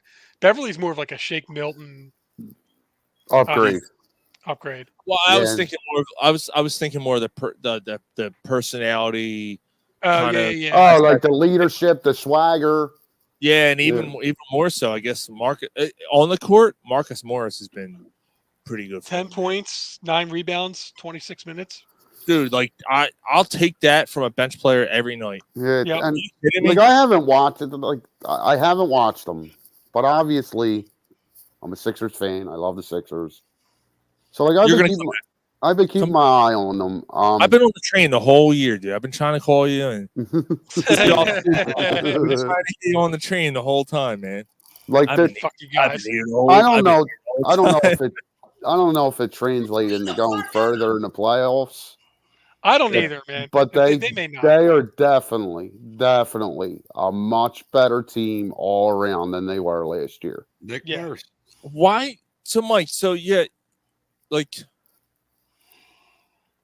I know, like we're only halfway through, right? But like, why not? Can't this team make it to at least the East Finals? Why not? Well, I mean, every year they could make it to the Eastern Conference Finals. They played Celtics. Who's better? Celtics right now. Celtics are better. Yeah. And Milwaukee. Milwaukee's better. Milwaukee's better. Dame Lillard and Antetokounmpo with still Middleton. Yeah, you get that team. You get that veteran team in the playoffs. They're going to be really tough to beat. Yeah, but no one as good as they are. No one's played either. I agree. I think the Sixers would be a tough out, but right now. Okay, and then what about the Pacers? Because the Pacers just got Siakam. They're a problem. They're going to be a problem. I don't think that the Pacers are going for it, but I don't think that they're. I still think they're a tier below the Sixers. And I don't think they get it, but they're not going to be an easy series like that. Hopefully they end up as a 4 seed. It'd be awesome if they knocked off the Celtics. By the way, Embiid again over 30 points tonight. So he keeps that. So what's that? 19 in a row? Something like that. Now the 40, the 30 and 10 ended this week. Yeah, and he didn't have 10 rebounds this game either.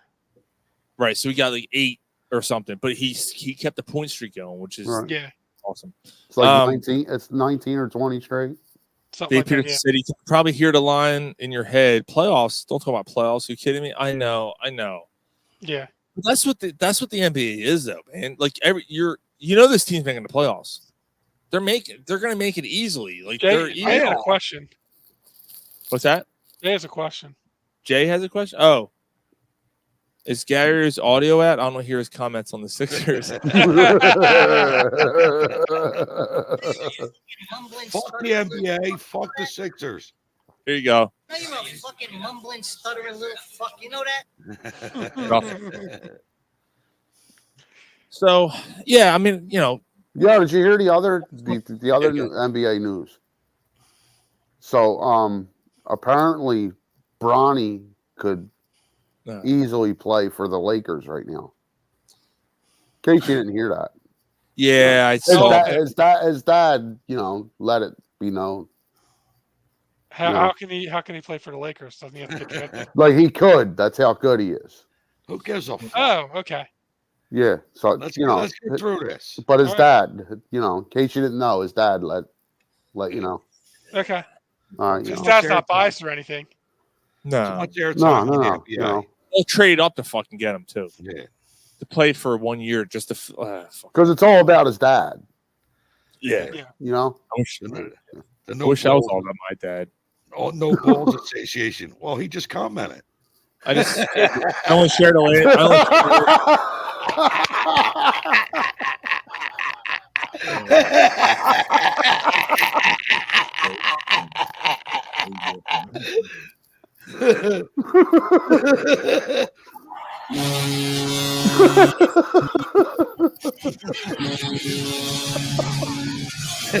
Fucking Flyers. Yeah. Or the other fucking team that's playing really well right now. What's up, Pat? So let's fucking go. Another team. Sixers, Flyers. Guess what? Sixers and Flyers now have our undivided attention as far as local sports go until the last two goals. Tippett has scored like Jesus. Fuck. Yo, that's Spinorama. Like God damn it. That last Tortorella on the last goal. He said, "I seen a lot of goals being scored, and I've never seen anything like that." He goes, he's just playing hockey. I don't know what the hell that was. That's what he said. Yeah. Pat said, my dad never came back with the milk. Went out to get a pack of Newport. Never seen him again. I got live audio. I got live audio of Pat's dad. What? Yeah. Sorry, Pat. That's why he didn't come home. Dick. He wasn't picking up the milk. He was giving the milk. He ended up like Potter's dad. I called him Newport Johnny. Newport Johnny.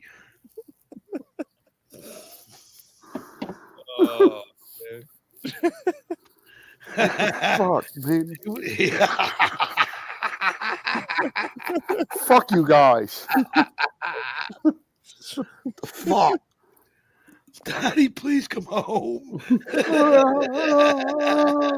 at Dave's like, Jesus Christ, guys. Polsky said, shit, after the Eagles, curling has my attention. The Olympics are curling. You notice an hour and a half into the show, you notice how many players we have. God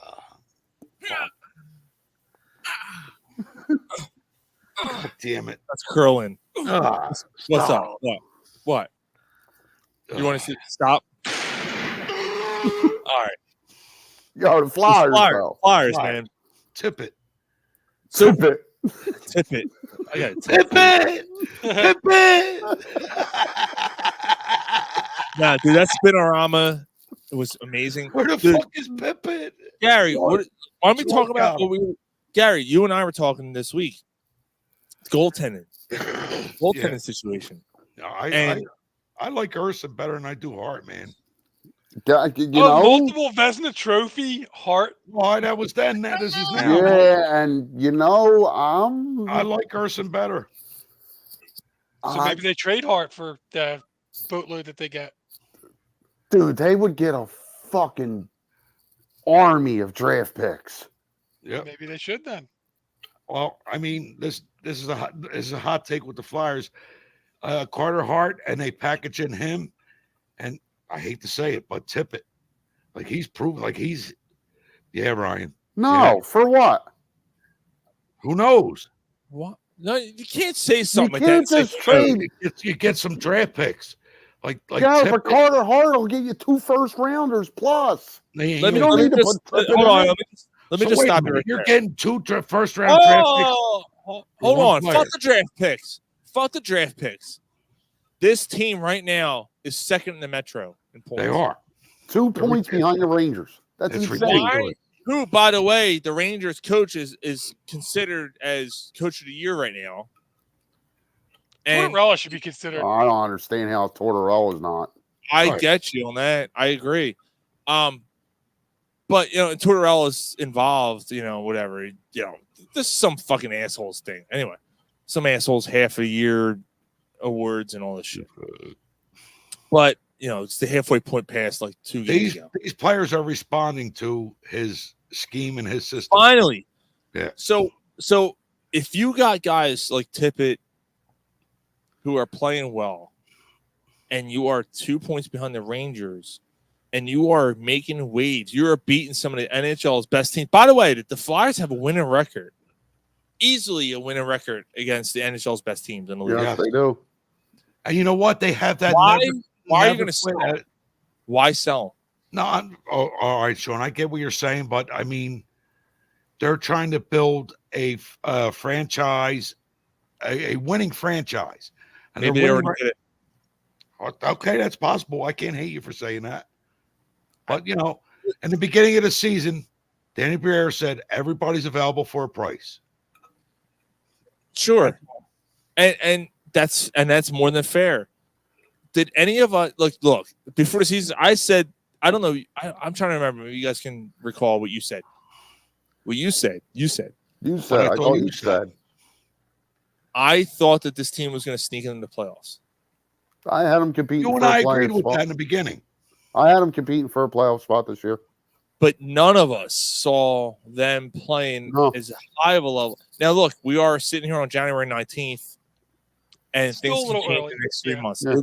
Yeah. You're halfway through, but there's no signs, unless there's a major injury, knock on wood, no signs of something coming up where they can't keep doing what they're doing because they survived the West Coast trip. Yeah.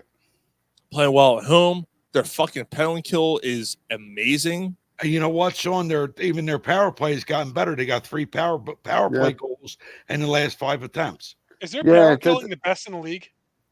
What's that? They're top three. Top three. Top three. Somewhere along the lines, I've seen somebody had them ranked first, but It might be second. It might be second right now. But I mean, they're third in the league in shorthanded goals. That's what it is. They're second or third in shorthanded goals. That's what it is. That's what I saw. Yeah.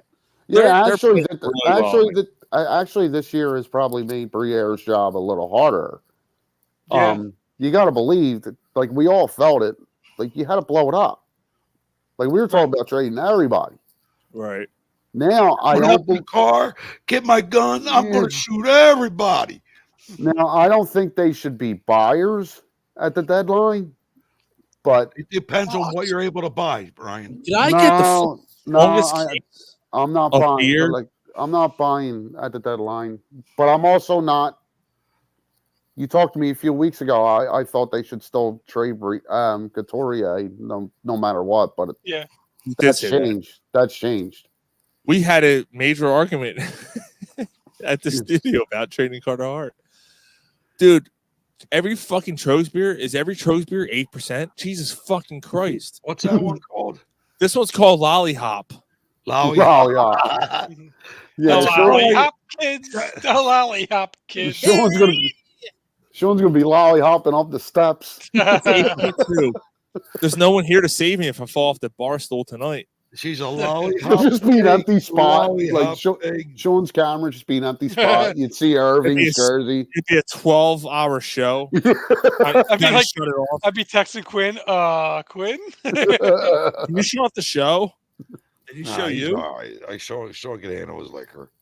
Yeah, I'm going to get a beer and a fireball. That smells fucking. That smells so Ooh, good. that smell. Yeah. Can't you smell that smell? There it is. That fucking beer. That beer. Your hair smells fucking beautiful. That fucking beer smells beautiful. That's the night you fall off the shit. Yeah. Dude, it's very this smells like a haze. Mike says, come on, guys, let's clean up a little bit. The fuck I gotta clean up because he can't hang. Well, he said, well, you just go home then. It's like, fuck you then. I'll do it myself. This might be better than Troganator. Ooh, this might be better than Troganator. See that color? It's light. You can see my it face is. through it. Yep. But it's strong and it's good though. It's flavorful. Polsky said, "Don't puke in the bed. Quinn will kill you." Dave Peterson said, "How many sips does it take to get the center of a lollipop?" The world may never know. The world. One, a two, a three, a three. Yeah, that's the commercial you'll see right after fucking Schoolhouse Rock. Yep. I'm just a bill sitting on Capitol Hill. I got some chicken in my tea, some peanuts too. They call me Yuck Mouth. No. Yuck Mouth. Because I don't brush. They call me Yuck Mouth. Because I don't brush. You were old as fuck. Hey, you're embarrassing yourself, you geriatric fuck! So much for work tomorrow. You have work tomorrow? I was going to. Driving down the freeway. I'm hurting, guys. No, it's junction. You're hurting? Yeah. We'll call it a night, Mike, and go rest. I'm trying to hang for as long as I can. You gonna head out? He's hurting. Yeah, I'm gonna try and Dude, hang for as long as I can. All right, so let's try you while you're drunk and then picks. All right, we'll call it a show. Sound good? All right. All right, here we go. While you were drunk, there's two things here that I think are gonna strike a little bit of a conversation for sure. So I am not drunk, man. You trying to make me drunk? It's time to catch up on some things you may have missed. Do you think a six-pack is acceptable? While you were drunk. I'm drunk and I love cats. What more do you need to know? while you were drunk this week, Josh Hader went to fucking the Houston Astros. The best, a 5-year deal, 95, right? $95 million is the most ever given to a relief pitcher. 5-year deal for a closer. There might be a lot of things here, a lot of opinions here, I should say, that may go against that. What do you guys think about that deal? Because, look, if I was the Phillies, how would you feel if you were the Phillies right now and you signed Josh Hader to a 5-year, $95 million deal? I don't care. Like I'd be fine. I'd be fine. I'm with it, absolutely fine with it. Absolutely. Yeah. So, like, they've done nothing. Who's your closer? It's at 19 a year, right? Well, that's going to be Alvarado, Sean. Like, all they did was re-sign Arenado. Yeah. That's it. Yep. Pretty much. So, like, Next, Dave. you're not upgrading at all here? Like what the fuck's going on? Yeah. There's a lot. The Phillies got a lot of fucking money spent on fucking players, Ryan. I don't think they're going to do anything. Who gives Fuck, a fuck? you Fuck offer that it? money. I mean, you know. I hear what you're saying, Ryan, but it's obvious they ain't done nothing. When's the winter meetings? That was in December. Yes, and usually that's the time they do something. Right. There's still a little bit of time. There's still some guys left, but yeah, it's Josh Hader was the guy, though, man. You had to go get him. I don't. Yeah. I don't get it. Yeah. Like, with what you've done in the past few years with the Well, contract, they're you put going to out, bring back Robertson. but what you've 48 done years old. What you've done in the past few years with the contract you put out, like you put out like a win now mentality. Let's do it. So they haven't done let's anything. do it. Like why didn't you go get Hader? I don't get it. Now, again, on the same note, though, like this team has made major splashes the last like 5 years, right? There's been every year there's been something where they've made a move. Every offseason, I should say, they made a move. That was astronomical.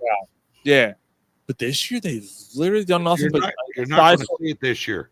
You're just not. aside from signing a couple arbitration players, re-sign guys, whatever. So and elite Reese Hoskins go. So yeah, but he's not signed anywhere either. Like no. It's possible he ends up back. He could. He could for I don't know. I don't see it either, but you never know. James Dolan, the Knicks owner, has been accused with sexual assault. Of course. So it gets crazier. She said she was 18, Your Honor. Now it gets crazier. So it happened years ago, and apparently James Dolan, Knicks owner, is very good friends with Harvey Weinstein. Oh my God! And she's claiming that that James Dolan forced her to have sex with him in a hotel room, and apparently Harvey Weinstein was also involved. Of course he was. Yeah, this is not a good look. Obviously, the other side of the room, you had Stephen Hawking with the midgets. Yeah. He's typing in. That feels good. Somebody's got to put a windshield on her taint. Someone swallow my children.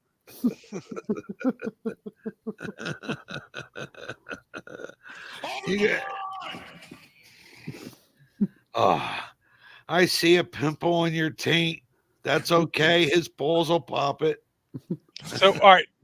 Here's my why you were drunk story. You guys hear about DeAndre Ayton missing a basketball game? No. No? You guys didn't hear about this? Yeah. There's an ice storm in Portland where he's now playing. He couldn't get out of his house.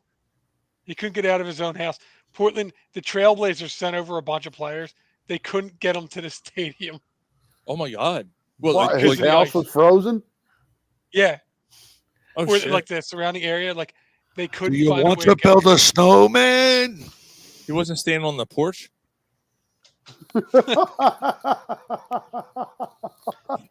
No, he wasn't.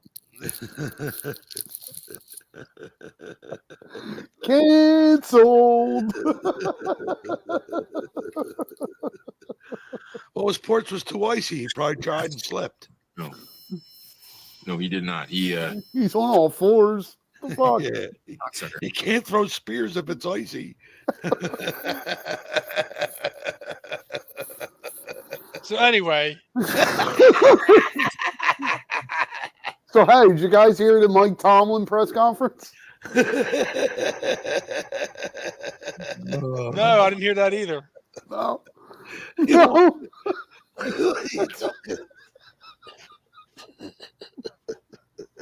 Yes, Joe. I'm sorry. Every show. You want me to carve a fucking spear? All right. I said that's enough. What the hell does Mike Tomlin have to do with any of this? Yeah, what is Mike Tomlin? Porch. What happened? I say that's enough. Gary gets it. It's all wobbling like a javelin. Because the fucking porch is icy. Yeah, but I don't get the Mike Tomlin thing. I don't know. Maybe I'm missing that. Sorry. Yeah, I guess you're just missing it. Like, how about afterwards? Jesus Christ. Mike was so. Think about it for a second. Yeah, I got. God damn it. So, all right. So, let's scale it back a second. Golden State Warriors assistant head coach, Golden State coach, I should say, Dejan Milojevic, died of a heart attack at the team fucking dinner, man. Like, he didn't die on the spot, but he suffered a heart attack at the team dinner, was taken to the hospital. And somebody left a tip. 40 Gary's just out of control. 46 years old, man. 46 years old. Like, that's fucking nuts. Dude. That's That's tough, a shame. man. That's tough, man. That's terrible. Way, way, way too young, man. Yeah, Yeah. man. It's crazy. Dude, and a guy who was in shape, like that's. By the way, Completely out of control. That's for You're you guys. crazy. You're completely out of your mind. That's for you. I'm sorry. But dude, no. You're not sorry. Like everybody gets that special CPS tribute. Oh, we do. Yeah. Yeah. Like, oh yeah, okay. Including the guy who's frozen. He's gone, but somebody's got to leave a tip. That wasn't you guys. It was everything else. Just this whole fucking show. He's at the team dinner. Also, say it was a hell of a bill. Killed him.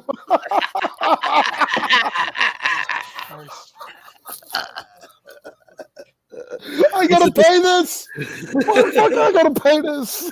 God damn it! Who ordered the New York strip?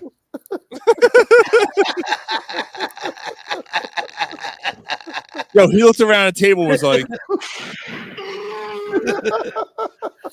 lobster, god damn it. I ain't fucking paying this. I'd rather drop that. oh man. Jesus Christ.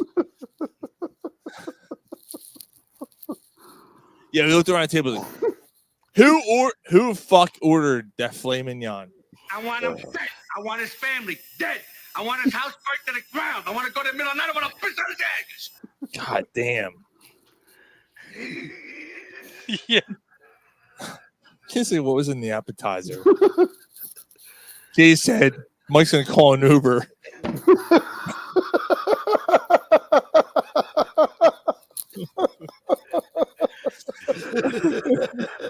I gotta find a better class of friends. I charge $8K. This bastard want me to trick his kids. I charge $8K. How you like that? $7,000 I charged them. Look, Henry, it's a wing. What Yeah, the you fuck like are that? you looking at? You like that promo for the show? That was great. Yeah, burying. Hey, look, there's a wing. By the way, the Eagles are dead. You know, we're burying. Get it? Yeah, whatever. All right. Okay, now let's try to get an answer from someone who's not a complete retard. Oh, All that's right, two picks. No, I got two more. Hold on. These are. Oh, these are you the said there was two stories, Right like back. 6 stories ago. No, I did not. Streaming on Peacock on the Kansas City game, 23 million people. Yeah, Which that's means- happening again. Yep. And also, Mike sent this over to me this week. How many people, like multiple people, suffered from frostbite at that game? Yes. Oh Like, yeah. there was like 5 So frostbites and like a couple hypothermias. Yeah, so people, so not only you're gonna have to stream again in the future and pay for fucking streaming, which we already had Peacock, and I said to my wife, I was like, why do we even have Peacock? Because we don't fucking watch. You know why we got Peacock? Because Halloween Ends was gonna be on Peacock, Oh yeah. and we fucking paid for it and never canceled it. Yeah, you just been paying for it ever since. Yeah, And, I mean, I've never watched anything on it. Like, Yep. I don't watch fucking network TV. I don't give a fuck about Peacock and whatever. So we still have like a bunch of assholes, and we're paying the $5.99 a month or whatever it is, and then yeah, like Mike said at the game, that was fucking crazy, man. Yeah. Yeah, it was probably all them idiots, like I said in the text thread, that weren't wearing shirts. Yep. Mm-hmm. Could be. You fucking morons. We're like 90-year-olds going to the game. All right, what are you doing? It's like 20 below. Like, Yeah. Yo, it's fucking freezing out there right now. yo, I know, tomorrow like- it's gonna be like 0. Yeah, it's Yeah, a let's high see. of -3. Is it? Yeah, tomorrow's gonna be ice cold. No, fuck. What, in Guess I'm Buffalo? thinking- No, Oh, here. Oh, well, yeah, I know about here. Yeah, it says to me What's the game here in because Buffalo going to be like? that's what they're saying. Cold, like, snow, it's- there's it's people snow. clearing the snow out again. And snow Yeah. again. Yeah. Yeah. And they were telling people to shovel tonight. Like you have to shovel tonight because that shit's gonna freeze Yep. again. When's like, that game? Tomorrow. Buffalo's tomorrow, right? I thought that was Sunday. We'll talk about it in a second. We'll figure it out. Yeah, we're gonna talk about Mike, this is bad news for you, dude. Roger Daltrey all but pretty much said the Who are done. Yeah. He said he did. He said that chapter of my life is now over. That's what he Yeah. said. Said he's wrapping it up. Unlike Sorry, Mike. Sean, Sorry, Mike. But like, Sean Kemp. we all know how I feel, but like I know you really like them, dude. I'm sorry, dude. Well, that's a good look, I mean, group. Daltrey's not as bad as Waters, but he's a little bit of a curmudgeon. He is. But if he's saying, oh, fucking Mark. Jesus. I mean, he is in his 70s, Mike. Yeah, I mean, they had a good run. I'm lucky that I got to see him 3 or 4 different times. 4 shots. Have you seen that many? Yeah. I've seen them 3 times. Yeah. Yeah. I Were they at the Live World, or what the fuck was that thing called? Live? No. Oh, they didn't play that? Okay. I thought they played that. Not the one that I went to. I seen them when I was a kid. Did you? Yeah. It wasn't the Guess Who, right? No. No. Yes. I seen them too, though. Yes. Seen them. Yes. Yeah, I'm just. Guess Never- who? Yes. Yes, I seen them. You ever see Yes? Who? The Who? Who? The Who? Yes. This What? is worse Guess than who? basketball. This is worse than basketball talk. Who? Yeah, them. Who? Who? But guess who? What? Guess Yes. Who? Why? What's going on? These are a bunch of fucking What are we jetbags. talking about? I never heard of that band. Where? What What awaited band? forever. Someone should name the band The Where. The where? The Where. All right. Dave Pearson said the Peacock has a great show called The Traders. I haven't seen that one. Tulsi said the Who the hell cares? All right. Well, this the is last Continental one. was on. The Continental was on Peacock. Is Oh. it? Yeah. Yeah. The thing of it is. Thing of it is. Here's the last thing Why of You Were it Drunk is. story. And then we'll do And we're picks. still on that. This one's Didn't he this. say he had 2 stories on this? That was a half hour ago. No. I said I had 2 stories that I think are gonna do a conversation. Oh, One was the Who, all right. Okay. and this one.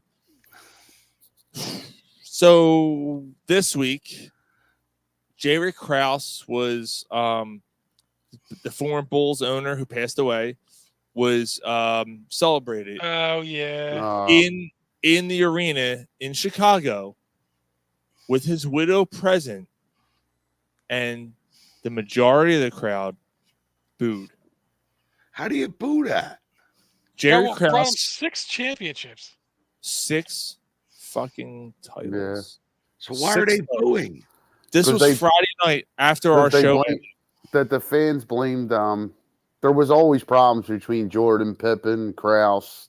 So the fans kind of blamed the ownership for breaking it Yeah, I up. mean, if you watch The Last Dance, like Pippen was underpaid, criminally underpaid, and he wouldn't do anything about it. Right.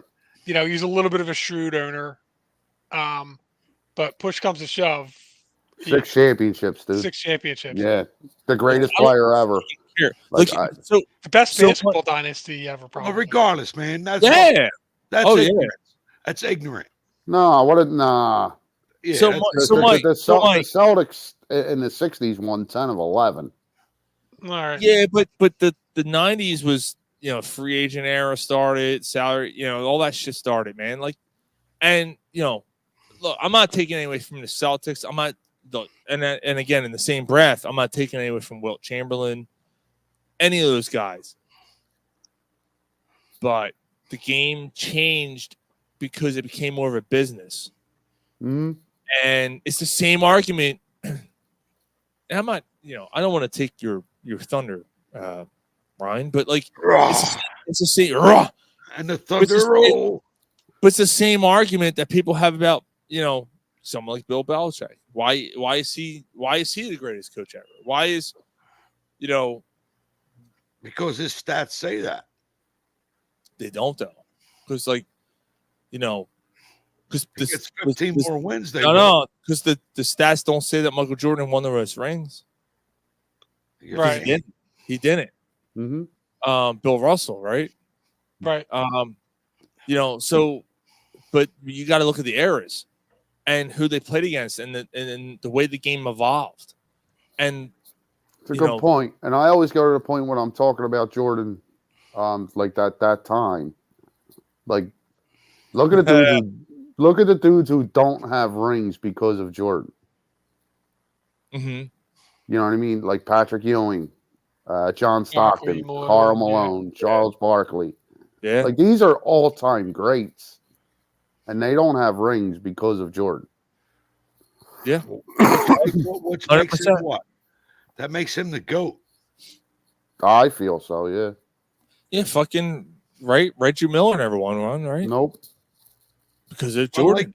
Like even Reggie watching, Miller, one behind Steph Curry, in my opinion, is the greatest three-point shooter of all time. Absolutely. Yeah. like He watching never won a ring completely because of Michael Jordan. Yep. like watching some of those reasons that he was called Air Jordan. That's ridiculous. Like just the way he would go up in the air and get that fucking basket. Gary, I like as someone who doesn't watch basketball, right? God damn it, dude. Like the fact that you recognize that. And then, I want you to like, you know what? I'm gonna give you a homework assignment. Okay. Watch highlights of Jordan. Watch highlights of LeBron. Okay. And I want you to tell me who's the better player. Yeah, tell me who's better. Well, All yeah, right. that's hard because it's two different eras of basketball. I just want you to watch the. It is. But I'm just telling you to watch the highlights. I'm not telling you to watch the in game, the battle and in the paint. All right. The game change. I'll do it. I'll do I it. just want you to watch the highlights this week. Watch best Jordan highlights, best LeBron highlights, and just number because what I'm like off the top of your head. Do you know how many rings LeBron has won?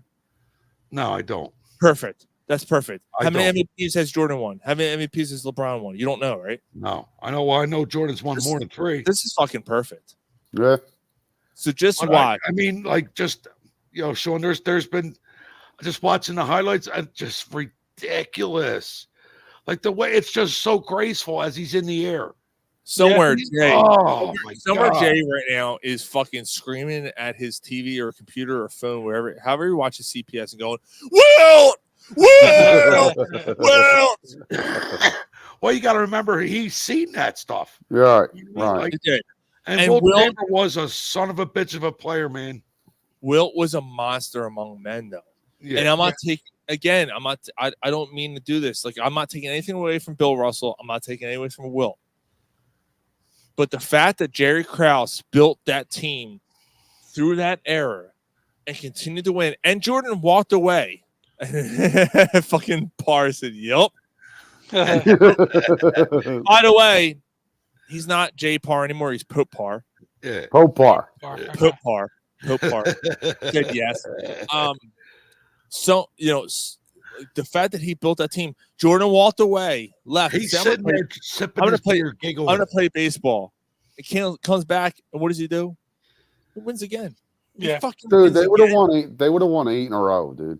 Like they would have won 8 in a row. The Rockets wouldn't have won 2 titles. No, Well, they listen. they won't enough. There was a time in my life where I'm just watching highlights of Jordan, right? And I hear all this. Like I wasn't a basketball fan at that point, but I liked watching him because it was, You're not at this point. well, at that he was just ridiculous watching his highlights. Then I hear this fucking stir about a fucking guy named fucking Allen Iverson, and he plays for the Sixers. I said, all right, let me go. And Jesus fucking Christ, was he fun to watch? Yeah. He was just fun to watch. Yes, he was. Oh, Jesus. Yes, he was. Maxie's that way. And Embiid a little bit too. Yeah, Maxie's that way without being the star of the team. Yeah. He does fly Max- around. But The he way has he flies around, it does Yeah. remind you of Iverson. And you know he what's doesn't play the defense.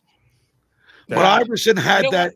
Iverson had that fucking North Philly attitude. Well, that's what Max, you don't have that.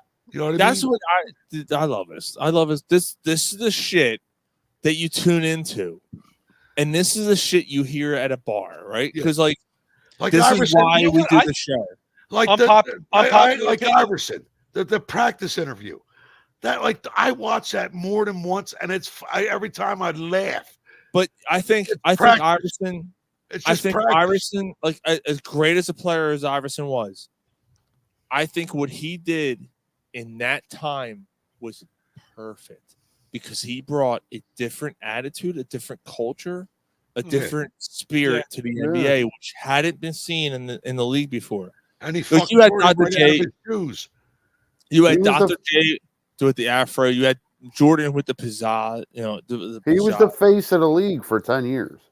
And Iverson comes in and is like, "Nah, fuck this shit." Yeah, I'm dude, in fuck- Philly, right, Philly, right. dude. Yeah, I got fuck I got an unpopular opinion though. Yeah, what's that? I think Iverson's defense was overrated. That's definitely unpopular.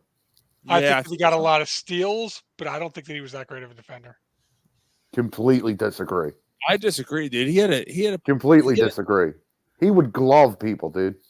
He was just a And fantastic he all-around was player. fat, like for the size he was. He had good length. He was quicker than you. His feet And he were was quick. smart.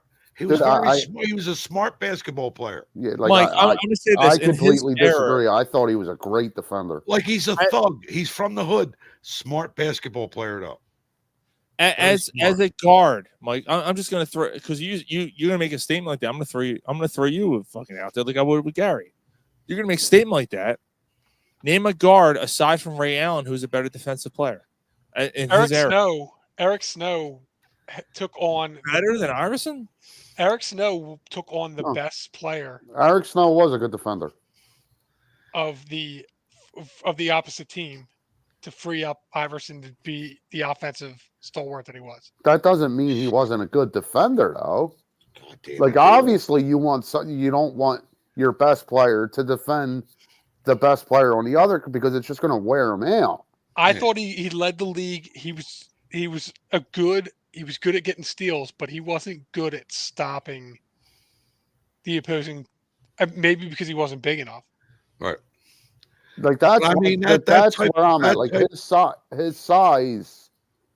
Like Maybe he pound for did- pound he was okay, but I don't see Like, like that's his how- size. Like he did Oh. things at his size that he shouldn't have been able to do. That's what made him so entertaining to watch. but like he wasn't a glove like Gary Payton. He No, wasn't Gary a Payton was But- literally but the glove. Gary Payton might be the best guard defender ever. That's not dude. fair. That's not fair. Like Gary Well, Payton. I mean, you said Ray Allen, Gary Payton. I'm sorry. I'm sorry. I meant to say Gary Payton. That's who. I'm sorry. That's who was in my head when I made that statement. I meant to say Gary Payton, not Ray Allen. Like, look at Like, this. aside from Gary Payton, who was a better defender? I mean, I think Eric guard. Snow was better. I feel that like the likes of somebody like a Jordan was better. Like that stat that Jay put down. Is he Yeah, but talking about again, Iverson? Mike, you mentioned Gary Payton, you mentioned Jordan, and Eric Snow was a very good defender. I agree with you with that, but like you're mentioning like two of the all-time greatest defenders ever, It's in practice. Jordan and Payton just and practice. Gary Payton. It's not a game. So to compare, Yeah, I mean, to compare the Iverson to that and say he's not a defender, like I don't know, dude. He's saying no. He said he's overrated. I said I think that everyone talks. No, about he him as, didn't like, say a great Iverson was defender. overrated overall. No, he said his defensive game was overrated. Defensively, yes. I think Andre Miller played better defense. Oh, I mean, I'll tell you what. That aside, Mike, watching him, very entertaining. Love them on offense. I Extremely love Iverson. Don't get me entertaining. wrong. But I think I don't know. All right, so listen, I don't know if dude, Maxey's that much worse of a defender than Iverson. Yeah. I don't think that's even close, man. I listen. Iverson was when he was at Georgetown, he won Big East Defensive Player of the Year. Yep. Not once, twice. And he could have been drafted to play football as well. Dude, I don't know, man. Like the dude is always for his size. Man, I steals leader 3 times. Steals, yes, great at steals. 3 times.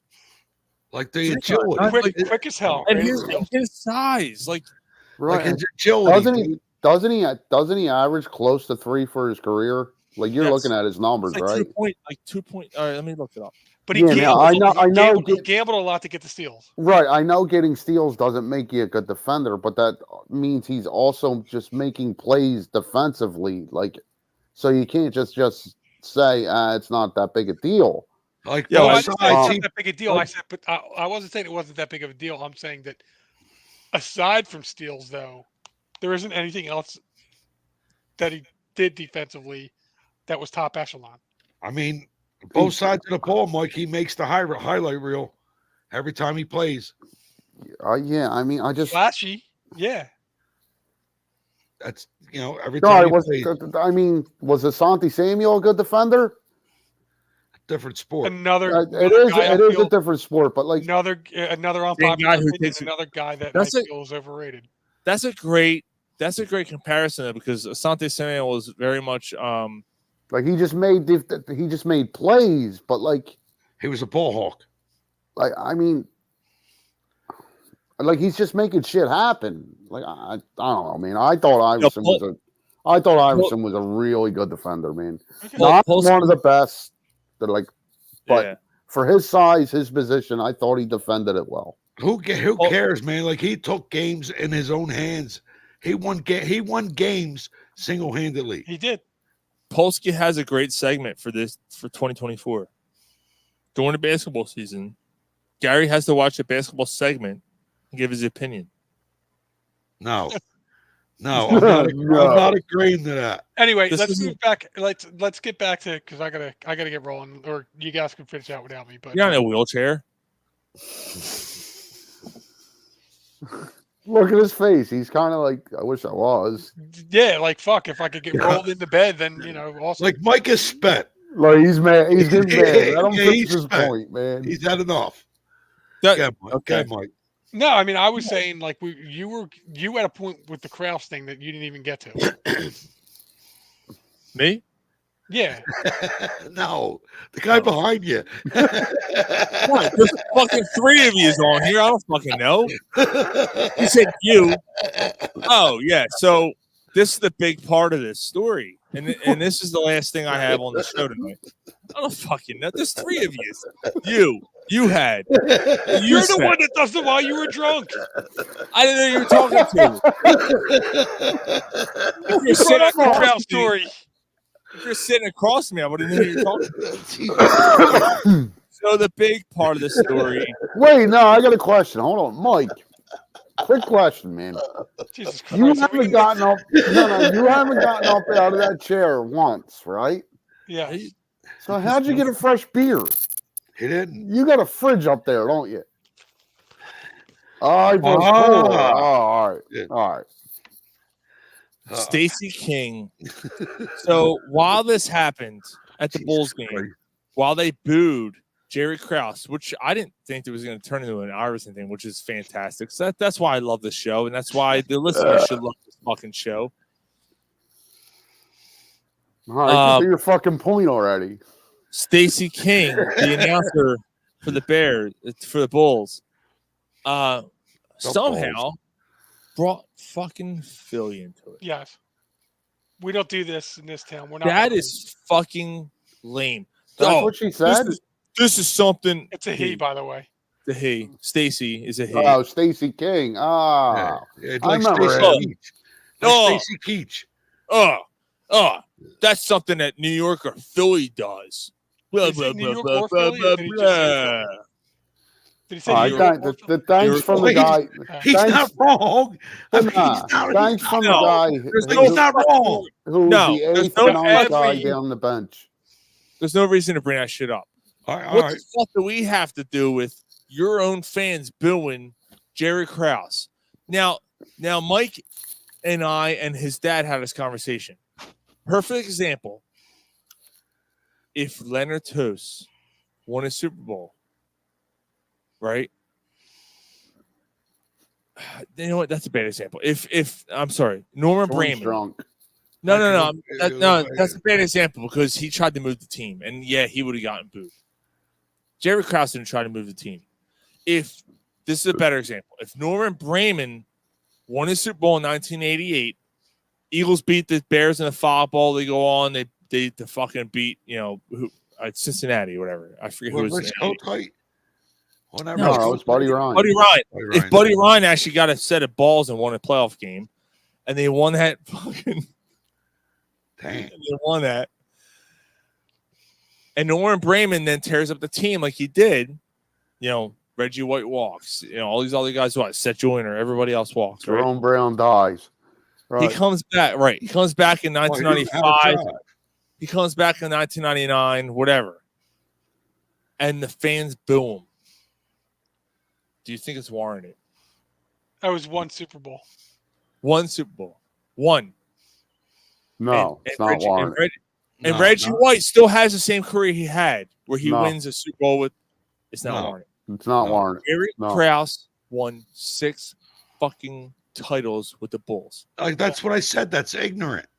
And that piece of That's shit fucking ignorant. had to bring us in that conversation. We had nothing to fuck. We weren't even a fucking player in that game. Oh, what's his Twitter handle? We weren't even the same fucking atmosphere. We haven't had 6 championships in 50 years. Well, let's go attack him. Yeah. By the way, Like I'm 44. So how many we got? How many I got? 6. 2. The one in 80. The Oh, Sixers so in you- 83. no, so you have 7. Yeah. I have So the six. Phillies Yeah. in 80. Sixers in You have 6. 83. Wait. Eagles didn't win in 80. No, they made it. They didn't. All right. So the Sixers, the Phillies in 80. Phillies in 80. The Sixers in 83. Phillies in 93. Or They no, win. Phillies in 90, no, that was it. Then the Flyers Phillies in in 80. 2008. No, The Phillies in Flyers 08. And the Eagles in 17. That's 4. so 4. you only have 4. 44 years. No. 4. Dang. Anyway, yeah. So, yeah, Krause is a piece of shit for bringing us into it. Moving on. Damn. That's. I was It going to say. wasn't Krause. I was going to say. I was born in He's 72.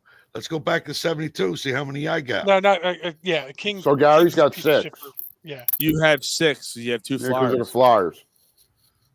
You have 6 titles. How old are you? 52. You have 6 and 52, and we have 4 teams per sport. Sean and I got 3 because we missed the 80. Yeah. Yeah. So Hey, dude, like that's fucking What guys. the be- fuck? And the first one we were 2. Fuck. What the fuck, man? So 2008 chances, and you have 6 titles. Wow. That's bad. Yep. That's pathetic. So 2008 sports seasons in your life, Gar. 6 titles. yeah. So that means So let's- that what means year- 2000. That means 2002 times you lost, No, 208. 208. or So you gotta- you gotta- 202 times you So lost. you gotta put an emphasis on that. That's fucked up, Which- right? Which No, is so- also this is Can a you great just book. tell me the positive of what team won what in what year? Who gives a fuck? You lost the best- 200. a Dave's perfect- got it. This is a perfect bookend, which is exactly why you shouldn't have fired Nick Sirianni. It's hard to win the title. Yep. Yes. It's hard to win. An easier reason to fire him. Might not win anyway. Mike Tomlin has been a coach for the Pittsburgh Steelers for 17 years. He has 2 titles. He's been no, he's got 1. He went to 2. He got 1. 2000. Yeah, right. He went to 2. He won 1. Nick Sirianni's been to 1. Nick Sirianni, to me, I'm just going to close this out. I think really Nick Sirianni to me is a great young mind. I think I like his aggressiveness. I think he needs the right people around him. I think he has the potential to motivate these guys to get back on track.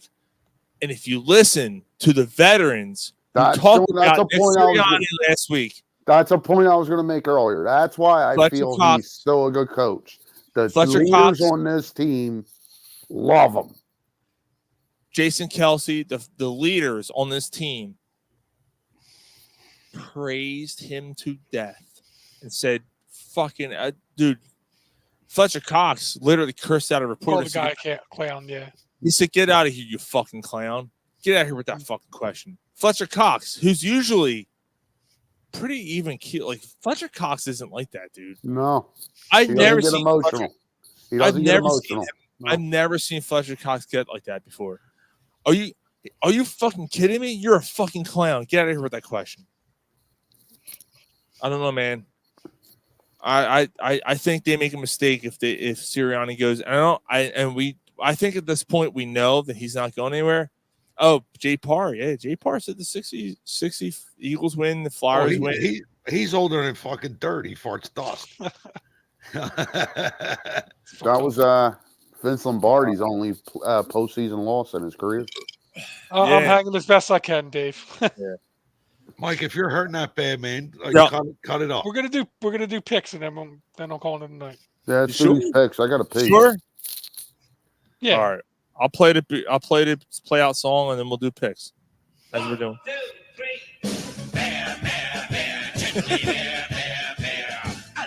All right, so divisional round in the NFL playoffs. Here we go.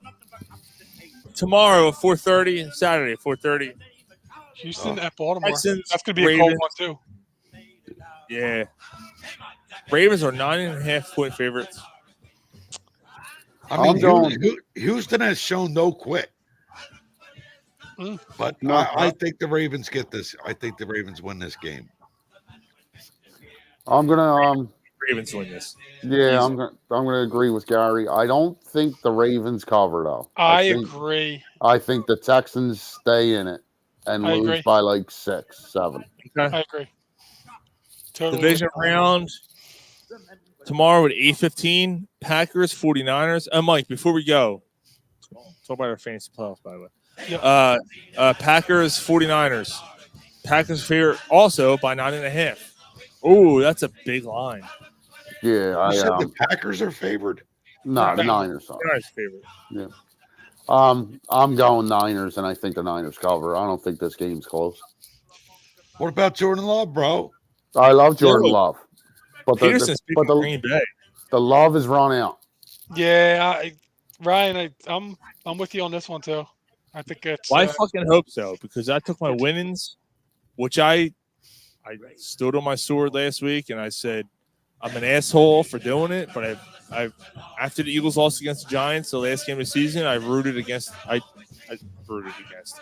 You bet I put a against them. bet against the Eagles, and I won easily. Wow, And I Dave took is that- picking Green Bay. I know, and I took that money. I took that money that I won, and I turned it right back around, and I put it both on a parlay for the Ravens and 49ers to win outright. I think this is the "Are you fucking kidding me?" game, and Green Bay wins. All right. God damn it! Buccaneers taking on the Lions. Oh, I would love that. I'd love Green Bay to win. Yeah, that'd be awesome. Yeah. Green. I mean, it's tough for your bet, but I'm sorry. No, I'm sorry. I did Lions and Ravens. okay. I did Lions and Ravens. Lions and Ravens. Okay. I took Lions and Ravens. Yeah. So who's playing the Lions? The Bucks. Yeah. Bucks. I got them. Fuck that. What's the spread? 6. I like the Lions to cover. On his legs. I did too. Yeah, I really like the Lions actually. I think Tampa Bay is an absolute fraud team. Yeah, I like the Lions by 10 here. Yep. I like the Lions. I like the Lions as well. Probably the game of the week. It's the last game of the weekend, 6:30 on Sunday. Chiefs at the Bills. They're expecting bad weather again. I like Buffalo here. What's the spread? 2.5. You're on his legs. All right. Yeah, I think Buffalo gets them here. Patrick Mahomes doesn't win his first career road playoff game. I'm taking the Bills here. With the points? Yeah, I think the Bills cover. Ryan, you and I are 4-4. Yeah. Same How about that? How about that? All right. So, Sean, That- fantasy. Oh, I didn't pick that last one. Yeah, I'm gonna go Bills. I'm gonna go City Bills. just doesn't look like the team. They looked good last week though, but I think it was more of the weather and the Yeah, fact that Miami- Miami can't fucking deal with that shit. Taking a trip with your friend. The fact, Miami the fact fell that apart at the end of the year too. they can't do it. Miami had a shit ton of injuries. Yeah. And it was -15. Yeah, with a wind chill of like -35. You had idiots out there with no shirts. Of course, you got hypothermia. There was fans that had to get rushed to the hospital. Yeah, That's what I'm 'cause they- saying, yeah. We talked about that while we were drunk 15 minutes ago. Well, All right, Mike. Our fantasy playoff outlook. I'm looking Yeah, pretty good. Yeah, yeah. you're looking good. My dad's looking good. I'm kind of somewhere. I need some help, but I'm not completely out of it. If the You're still Bills win, alive, though, dude. If you get to the this Bills point, win and the Ravens lose, you're looking good. Yeah. Because I got Lamar. Yeah, I have like yeah. fucking That's six. right. I have like Yeah, six Ravens. That's right. Oh yeah. Okay. Yeah, that's I have right. a lot of Ravens players. So, Yep. all right, Mike, So. you go to fucking bed, dude. Yeah. You know how to call us out, guys. This was a fucking. Wait, what did it? A dry cold? Who said a dry cold? That's Mark. Fuck you, Mark. It's a dry cold. Yeah, so it'll be hot as shit out, you know. Then the summer and we're walking. I'm like, dude, it's hot. I ain't going for a walk.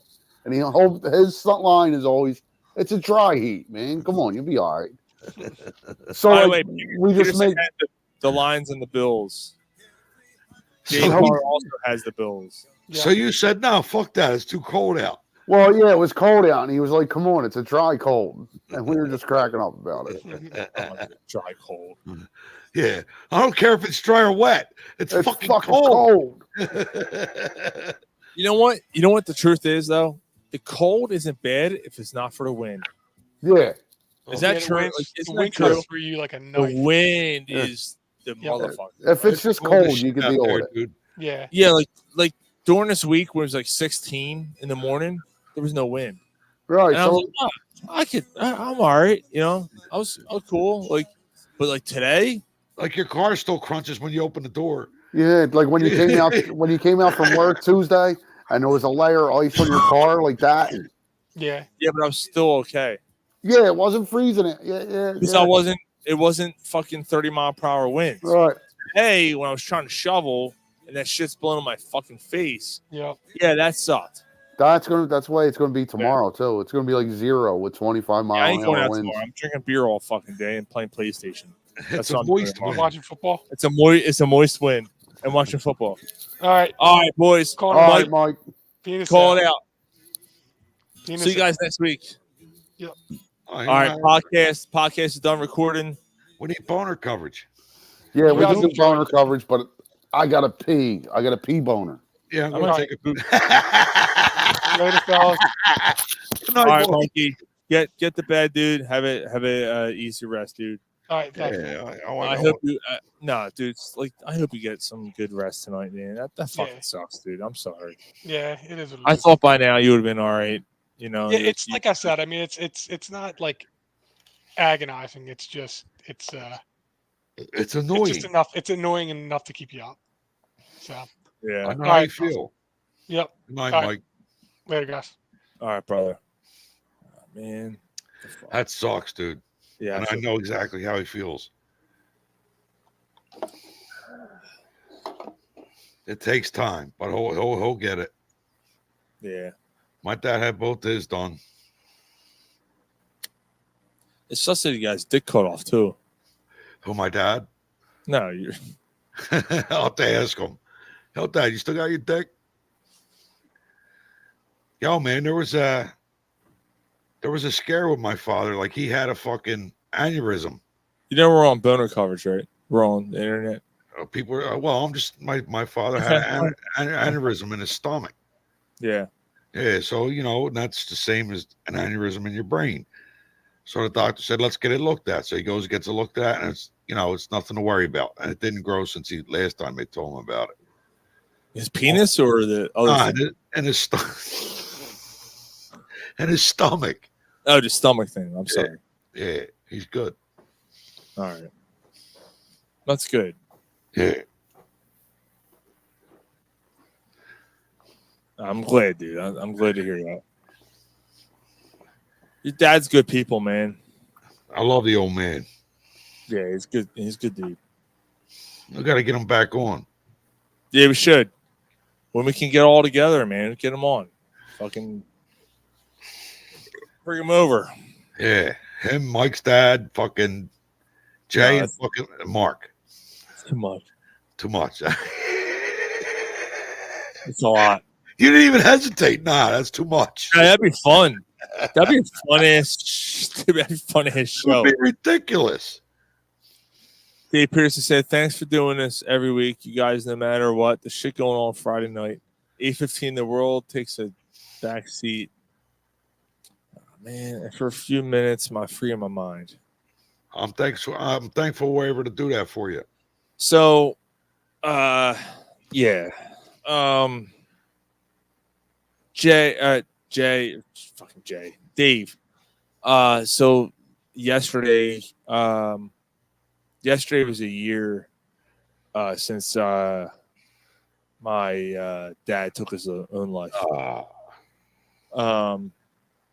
And I woke up and no, I'm trying to speak, to Dave here and anyone else. I get it. But I'll never forget that fucking call. I'll never forget that my mom talk and all that stuff, man. Or screaming, I guess I should say. She was fucking screaming, panicking. I'll live with that forever. Yeah. And I'll also live with the memories. Yeah.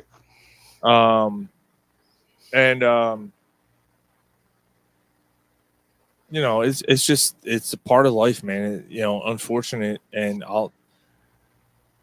I'll never. I can accept everything. I'll never understand the way things go. Like, I've been in his shoes. I know how he feels. Yeah. You've been in Dave's shoes. Yeah. So Dave, I'm going to tell you this, dude. I know you got a while to go here. But when you come up to that year thing, here's what helped me through yesterday. I woke up at 1 something in the morning, which this is the fucked up part. So he did it in the afternoon. It was like just afternoon. And my mom's like, "Oh, that's weird," because he did it like just after 1, because they can tell somehow. They were able to tell. But she's like, "That's weird," But I woke up at like 1:14 or something in the morning, and I went back to sleep. And I woke up early, and I fucking typed up the thing and put it on Facebook, whatever. Couldn't go back to sleep, and I was worried. But the truth of the matter is, like, I went about my day, for the most part, pretty much the same. That sucks, man. He popped in my head as the day went on. As the day went on, I thought about him a lot. And I thought about that moment a year ago a lot. But Dave, the truth of the matter is, dude, this is what you got to put in the back of your head. It's just another day. I know it's like an anniversary and things come up. It's just another day. And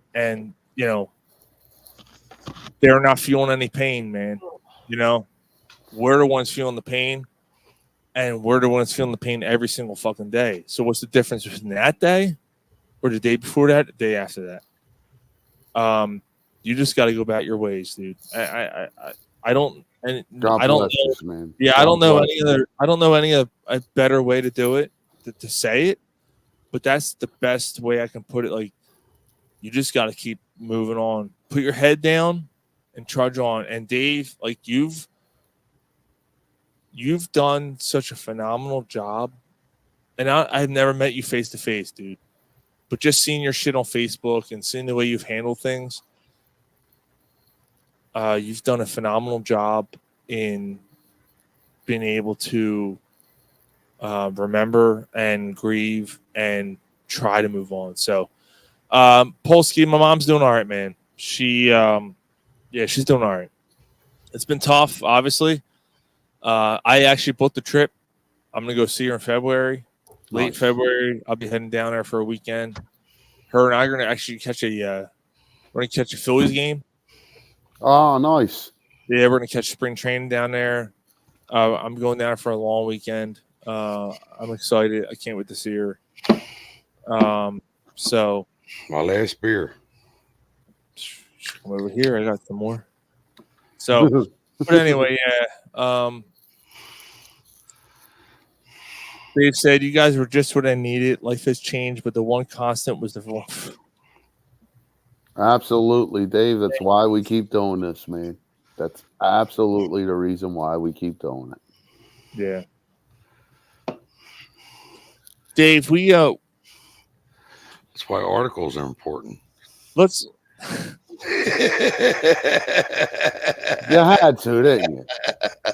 You had to. It was so weird. I was just going to say, I wasn't going to go into details, but there was a, we had,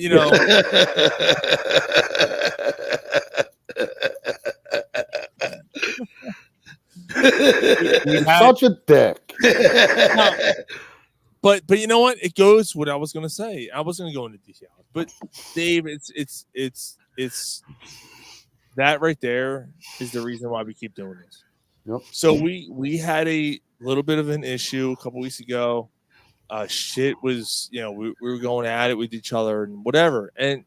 But the bottom line is, like, we worked it out.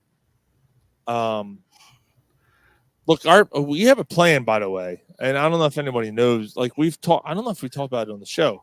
I don't know if we've done it. When the Super Bowl is over, guys, like, whoever's still tuned in, there's still 7 people tuned in to the boner coverage. When the Super Bowl's over, we're going to scale back. Everybody loves a boner. We're going to scale back a little bit for a few weeks during the winter and during the early, until we get to the spring. We're going to scale back to every other week. Basically until the Phillies start. From after the Super Bowl until the Phillies regular season starts. And there's no other reason other than, we don't have to do a show every week if there's nothing to talk about, right? So, like, during March, we did, but there was weeks where we struggled. We're like, fuck. Mm-hmm. Yeah. But we don't have to do it. Like, we can spend every other week like doing whatever we want, right? So we're not circumcising this show, Mark. No, we're not. It's just for a few weeks. Well, it's all okay. Right, so, like, a circumcision is okay. For February and March, it's gonna be every other week. David Lee Roth.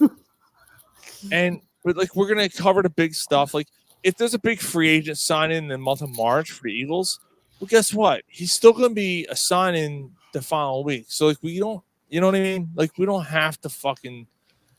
It's when the Phillies start, and then the draft starts, and then the shit picks back up, and then we come back at it again. Look, the Flyers, Sixers are playing well. When the playoffs start in April, May, we're gonna be full time again. Like, we're gonna scale back a little bit. But to go back on what Dave's saying, that's the sucky part. Like, we had a little bit of an issue a couple weeks ago, and we talked about it. We're like, you know what? We fucking, like, this is our fucking therapy, though, man. It really is, man. Like, I know, like, it's for like Mark and like Peterson and everyone else. Jay, I think Jay's probably still tuned in. I can't see who's viewing. I can just see the numbers. I'm assuming Jay's still tuned in. Like, I know Jay loves it. Like, Jay's like, I don't know if it's better because Jay's like, I haven't drank this much since I started listening to you guys. That's probably a problem. That's all right. Nah. Remember the guy with the book? I gotta relinquish my problem with alcohol. Fuck that guy. Welcome to the show. Who was that? Was that Sean Nam, the boxer guy? No.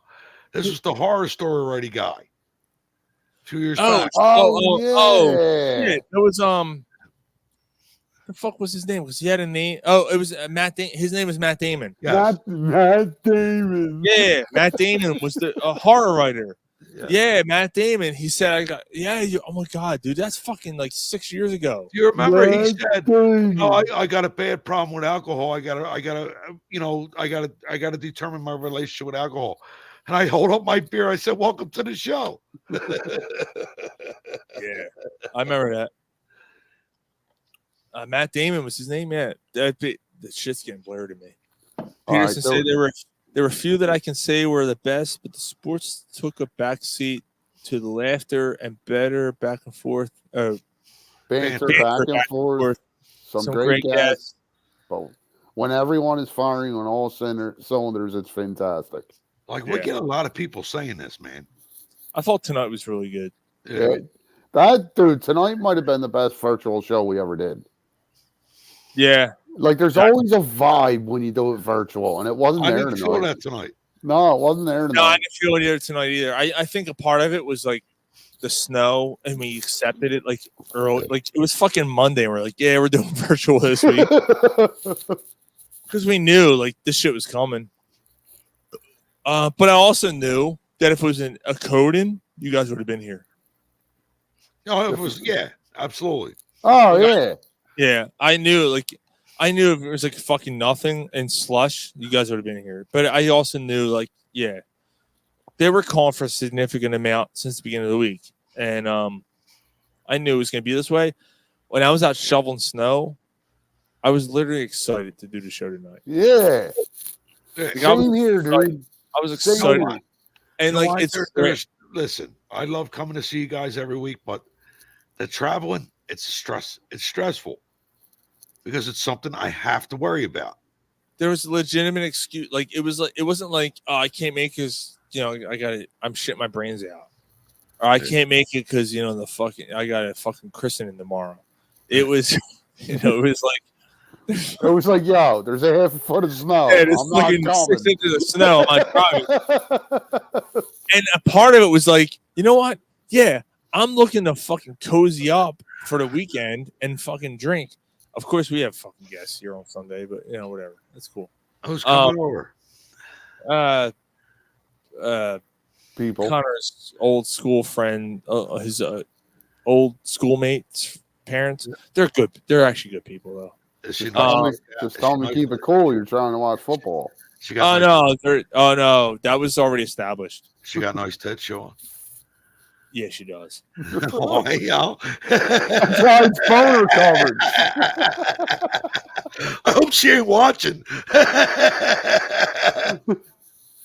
Nah, she don't pay for internet. Oh, it's one of them. No, I'm just kidding. No, she's got some hangers on. She's not watching the show and making glumpkies. Yeah, she's got some hangers on. Yeah, she's not watching the show until Sunday. So I watched the show. Right. Yeah. All right, good. Can I get a picture? My friends don't believe me. Can I get a picture of your hangers? I'll see if I can take a picture. Yeah, she's got those. Right, she's got those. Yeah. Yeah. She got Batman.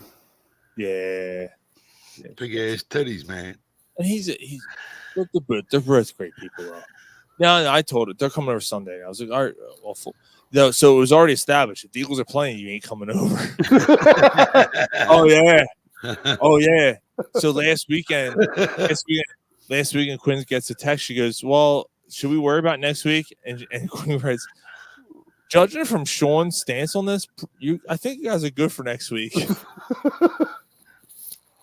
Like, how fucked up is that? Like, if the Eagles are playing, you ain't coming over. Where are they from, Sean? No, I'd be the same way, dude. Not too far away. No, like if it's not people that are all up into the game, playoff game. You're right. But he is though. That's the fucked up part. Like but not as much. He is what? No, I said not as. No, he likes them. But it made me realize, it made me sit back and realize, am I a fucking idiot? No, dude, you're from Philly. No, you're just you're from Philly, right? Sean. You're just a sports degenerate. You can't help it. Yeah. Let me refrain. Are we idiots? Oh yeah. No.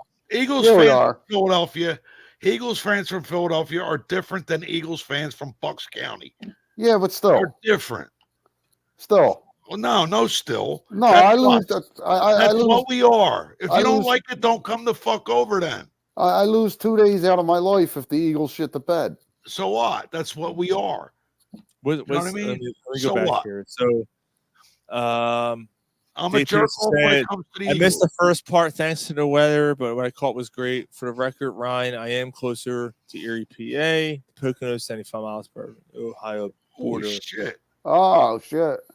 Jay said, do not look upon my Miles Brett. Miles breast. What's oh no, Milf's breast. Milf's. Why not? Oh, Why not? If she's at my house, I'm looking. I'll send you all motherfuckers a picture. Yeah, just like that None- pig at the bar on Monday.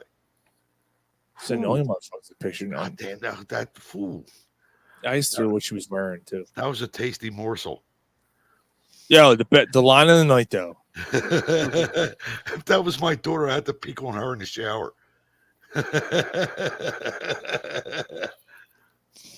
I lost it. Yeah, you did. I was like, what the fuck? So we got it. So Sunday, right? Yeah, it was Sunday. The games were on. I'm having trouble streaming the games. It was Am I cracking another beer here? Or? Yeah. I am. I'm about to because I fucking need one. Jesus All right, Christ, cool. I can't even read the comments. I can't even see. That's all right. That might be more the cookie though. Oh, I got my pen. Lucky you. I'm fucking trashed. What else is new? I'm still awake. That is new. You know what, Sean? I was at that fucking with that. I was after that snow since 9 o'clock this morning. I would do a little bit, come in for 2 hours, go out. Why? You gotta wait, dude. That was powdery shit, dude. You gotta wait until because on my back, I was worried about it getting wet, and then I would have too much to move. And then, you want to hear a story? Chrissy says, I'm going to take Devin and her friends to go fucking sledding. I said, all right, that's a good idea. Takes her friends to go sledding, right? So she goes up the street here. She drives down this driveway, and she lets all the kids get out and goes. She calls me. She's stuck. She can't get back up the hill to get out of the driveway. So me, what the fuck? Where'd you go sledding at? The Quartet Club up here. Oh, I know. I know exactly where you're going. Well, you got to go in that driveway. It's a drop. It's a hill. Yeah. So I'm stuck. I can't get out. I said, well, what the fuck? I'm in the middle of doing stuff. So I go up there, kitty litter, fucking rock salt. Kitty litter, rock salt. Finally, I got it out. Jesus Christ. Well, now 45 minutes, dude, before I got it out. Because the hill was like this. I would have left that shit. I can't, dude. It was her car. No, you wouldn't have left Quinn there. No, you wouldn't have. Fuck her. No, you wouldn't have, Sean. Dude, there was one time we moved in here, right? We moved in this place. And I think it was Dave and I. But down the way, Dave and I got a call. It was because we were doing a show at noon on a Saturday. We were still doing a show at noon, and we got a call. I ran out of gas. I'm like, what? Oh, fuck. Mark got a comment. Mark got a warning for that comment on the board right now. Did they kick him off?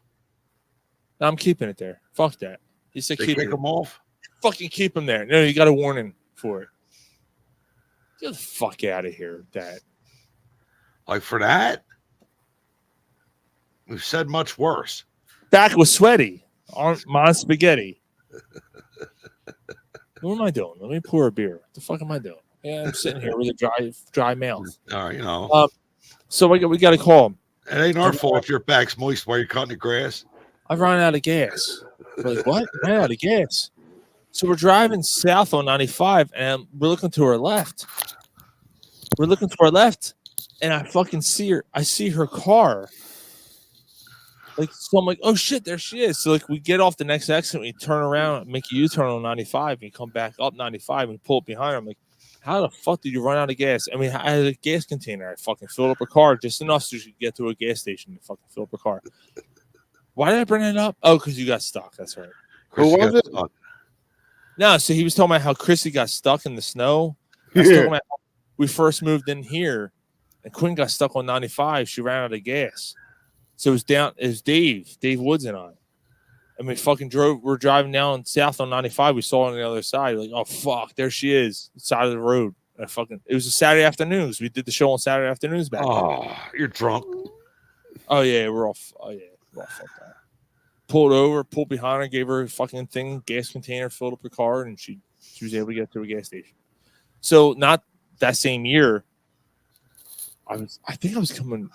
I vaguely remember that. I don't remember. I was coming from Dave's house or something. I had to piss so bad, and I made the mistake of trying to get off at Newtown exit, and it was the fucking the light show thing was going on. Oh no! Yeah, so I fucking jumped the fucking ramp, and I went to the next exit. I don't know where I was. I pissed on some dude's storefront in Yarland. Like I pissed on. It was a lake. All I remember is a little pond behind the store and a dumpster, and I pissed on some dude's fucking thing. I don't remember where the fuck I was. I have no fucking idea. How'd it go? Yeah, I've been through that. Remember one time I thought I was probably coming from your house. Oh, it's always Sean's house. And I got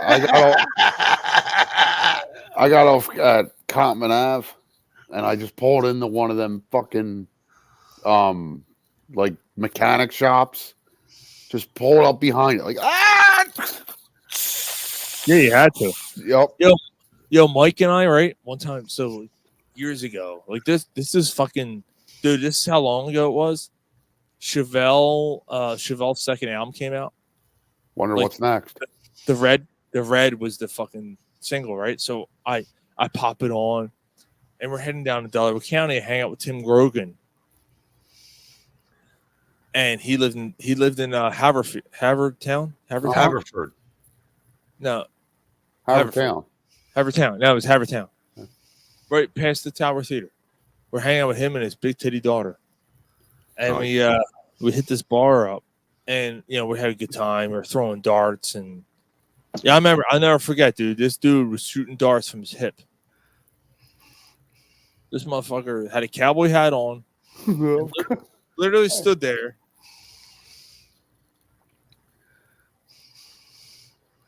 From his hip.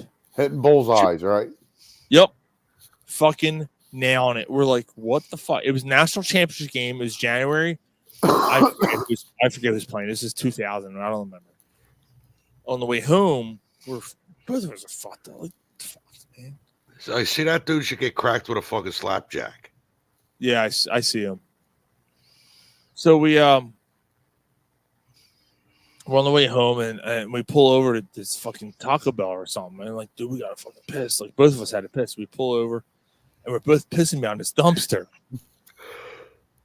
So the next day, I get back to work. Monday, I guess it was this Friday or Saturday or whatever. Get back to work. I'm like, hey, we had to pee. And we fucking dude.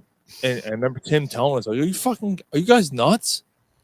That fucking place, is known for fucking drunk driving and blah, blah, blah, blah, blah, blah. He's going on his whole thing. He's all fucking paranoid. Tim, I know a little, Tim, Ryan.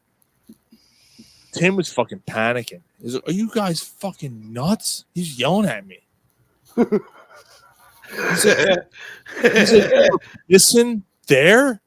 He's like, that's the fucking capital. Like, everyone knows that's the place to go. I'm like, all right, but I'm here. That was yesterday. All I know is we listened to Chevelle. Wonder What's Next on the whole way home. We're like, this fucking band.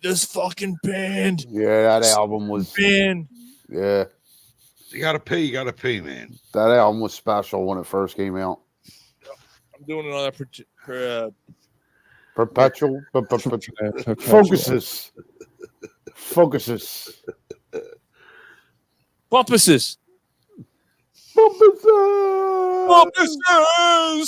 That was a good show. Oh, Yeah, here we that go. was Here's a story.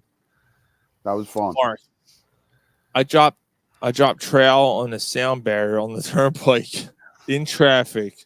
A big old meatloaf. Ma, meatloaf. He takes a dump on the side of the road on the turnpike. Big old meatloaf.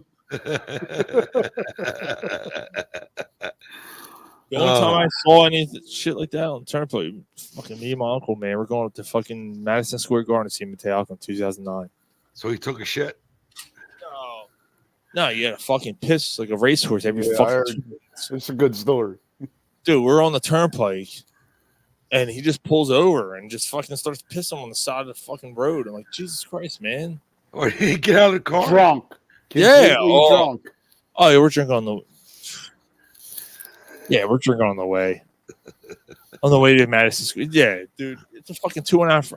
Then we get to New York, and it's fucking gridlock, and we're hammered. We're trying to find our hotel, and we're pissed because we had to pay $35 per parking per night or whatever because New York's a piece of shit. And then we found, so I hope he's out. I shouldn't fucking repeat this. So we get to Madison Square Garden, right? We watch the show. My uncle fucking stands up. So, like, the barrier, the fucking thing that divides the fucking sections. So, like, we're like, I don't know, we're not far, like a couple of rows away for first level, right? And it's the fucking Death Manhattan tour. We're fucking rocking out. And they're playing End of the Line. And the slave becomes my master. Slave becomes my master. Right? He fucking jumps on the barrier in between both sections. It's a concrete fucking wall. So remember all right, the best way to describe it. The thing you walk through. Do I go left? Do I go right? That thing up top, he's fucking standing on it. Screaming. Slave becomes my master! And he's fucking screaming. I'm like, what the fuck is going on here? Like, Jesus Christ, dude. We pull him off, right? We go to this bar afterwards. Oh, Christ. And it's just, this is fucking black chick and fucking whatever. Met some fine Puerto Rican girls. Died to meet you. So, you know, we're eating some slop, fucking New York food. And almost like, yo, I'm black chick. I'm heading back to her place. I'm like, the fuck? Dude, I'm fucking by myself. I don't know where I'm at. I'm fucking hammered. So I'm following him. And I look at the street sign. I'm like, oh, it's 42nd. I fucking knew. And he's going, I'm like, yo, we got to turn right here. No, fuck that. And he goes straight. It was some black girl. I'm by myself. And I'm like, I know I'm supposed to turn here. Dude, somehow, it's cold. It's November. I had no jacket on. I make a right. I'm on the phone with my girlfriend at the time. I'm like, meanwhile, she's sucking some dude's dick. Yep. I found that out later. Yeah. She's short. Oh, what do you mean? I'm fucking lost in New York. I don't know where I'm at. I'm like fucking Macaulay Culkin. She's like, I'm sorry. I got this thing in my mouth. Yeah, she's like, I don't know. Hold on, I gotta take this. Well, it took me like 2 weeks to figure out. She's all mad. She's like, I'm like, the fuck is your problem? Like, what? I'm fucking calling because I'm lost. Like, I don't know where I'm going. Like, and why I'm calling her, I don't know, because I'm fucking scared. Like, I'm in the middle of fucking the biggest city in America. I have no idea where I'm going. Thank God I found the fucking hotel. I'm laying on the fucking bed, and all of a sudden that asshole goes rolling in at fucking 4 a.m. You fucking left me. I'm like, fuck, dude, what? I left you. I don't have jungle fever. Like, the fuck, get out of here. Like, he's fucking yelling and fucking screaming at me. Did he get with the girl at least? No, he didn't. No, he never even, that even hadn't. That even happened. Where the fuck was he? He went back and he claimed he couldn't get hard. That's what he said. The next morning, driving home for 2.5 hours. Fucking. Oh my God. Oh my God. By the way, Mr. J Skull, my former, anyone that's listening to Bone Covers has no fucking idea. I was in a band years ago. We had a pussy bass player. He self-indulged J Skull, called him J Skull. First of all, you have Skull in your nickname, you better be badass. This dude's a fucking pussy. This dude's crying in the back seat. So we drove him home. He's crying in the back seat about his girl who cheated on him. Meanwhile, I came to fucking C Street. I'm about to throw up. My uncle can't C Street. He's fucking driving. Dude, that was the worst fucking ride of my life. Going home that night. I'm all right. That day, yeah. I mean, he's okay by then, but like we were so hungover. And then like fucking a week later, like I'm laughing at him like, you fucking pussy. And then like a week later, I'm fucking crying. I'm crying tears because that girl fucking was sucking some dude's dick that night. So there was that. But fucking pig. And I see her now. She has like 2 teeth in her head. Oh, She still she has summer teeth. Yeah, she still has a nice pair of tits, but that's about it. Her kids are ugly as fuck. So, do they have summer teeth too? Yeah, the one's going to. The other one is half retarded. So there's that. Just maritime before they you start get smoking what- crack. Yeah, you get what you deserve. You know what I mean? Oh. All right. So Peterson said, I'm trying to read this. My brother-in-law and I were fucked up on Bush beer when I was 19 years old. Bush. The car Busch. overheats. My brother-in-law gets out. What the fuck? All right, so the car overheated. My brother-in-law gets out, opens the radiator cap, and pistons pisses in it. on Interstate 80. Hey, at least you don't overheat. And Polsky said, this should be in your book. Yeah, man. That's my plan tomorrow, dude, to work on that shit. My goal is to be done the draft by the spring. The draft by the spring. I don't know if I'm going to reach it, but we'll see. And then it's got to go through revision. Revisions. Focuses. Thinking I might paint tomorrow. Yeah? Maybe. I'll tell you how to go to work. Nah, fuck that. Y'all, Sean, get this, dude. So we got wanna hear that they had their first negotiation. Yeah. With the union. So they got presented storeroom duties. They're going to eliminate computer work in the storeroom. What? Yep. That's their plan anyway. How? You literally need the computer. I don't know, man. They're gonna have pre-printed pick lists and shit. Like, I don't know. Who's gonna do that? I have no idea. The project production administrator, I don't know, or what? Basically, like Aiden and them. Well, fellas, I got to get up at fucking 4 a.m. I'm going to wrap it up here. You gotta get up at 4? Yeah. She's Why? got a cheer. She's got a cheer comp. Where? Up by you. Gwinnett Valley High School. Oh, Garnet Valley. Yeah. That's a hike for me. It's a data girl down there. She's a fucking ex-Marine. Oh, shit, I said ex-Marine. Uh-oh. Y'all remember fucking Charlton Heston and fucking Austin no fucking Wayne's World? I used to know a girl in Maple Ave. We dated for a while. Like I was the one with Mike Myers. He's like, I know this is a small part. I know this is a small part, but can't we get a better actor? I mean, come on, geez. Oh yeah, they change him out. And then they bring in Charlton Heston. Yeah. Oh my god, I forgot about that. He's like, what? There was this one girl back in. I forgot about that. Yo, he was in the original Planet of the Apes. He was. Yeah. He owned a few of them. Oh, everybody should. It's like Mike Tomlin. Good night. All right, what the fuck was that about? All right. So you remember when we were we're still in the air, right? No, this boner coverage, right?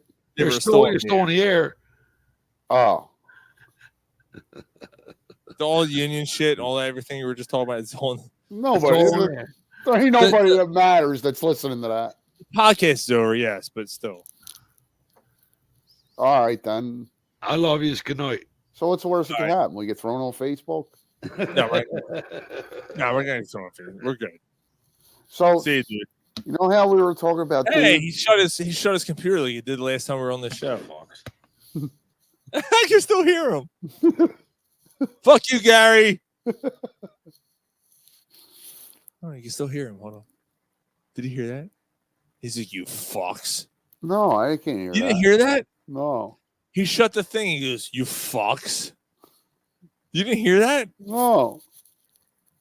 Hold on, I can still hear him. Fuck you, Gary. And fuck that puppy. Nah, he's going. All right, he's down now. Dude, I was funny. You didn't hear that? No. He shut the thing, and I heard the thing call. I was like, oh, it's just like the last time we did the show at his house. He goes, you fucks. You didn't hear that? No, I didn't hear that. It's funny. When will we do the Eagles Mount Rushmore? Who did that? I can't see that. That's what Dave was asking. When will we? Oh. Remember we mentioned doing that.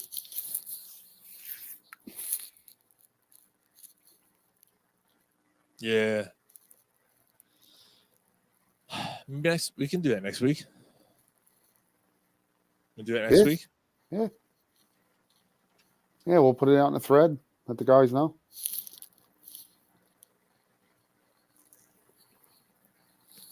So the next time we're all together. So I bought Connor. I can't fucking write, Jesus. I bought Connor this thing, right?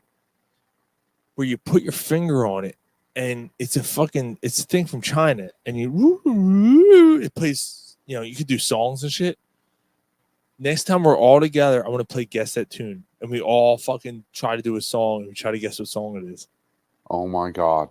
It's funny as shit.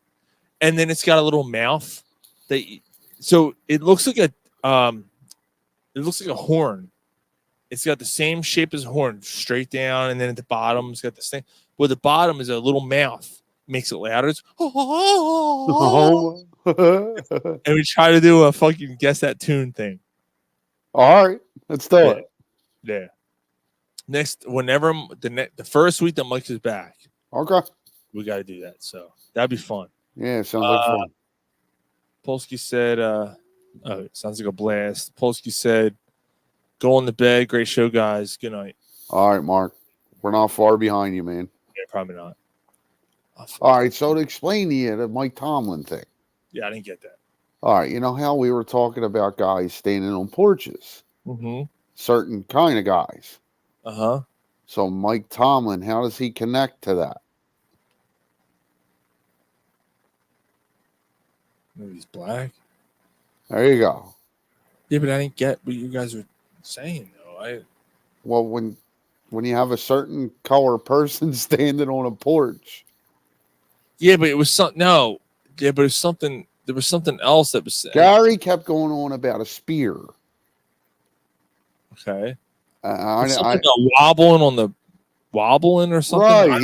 He was saying make it a spear and the porch is wobbling. I don't know where he was going. That's where I didn't.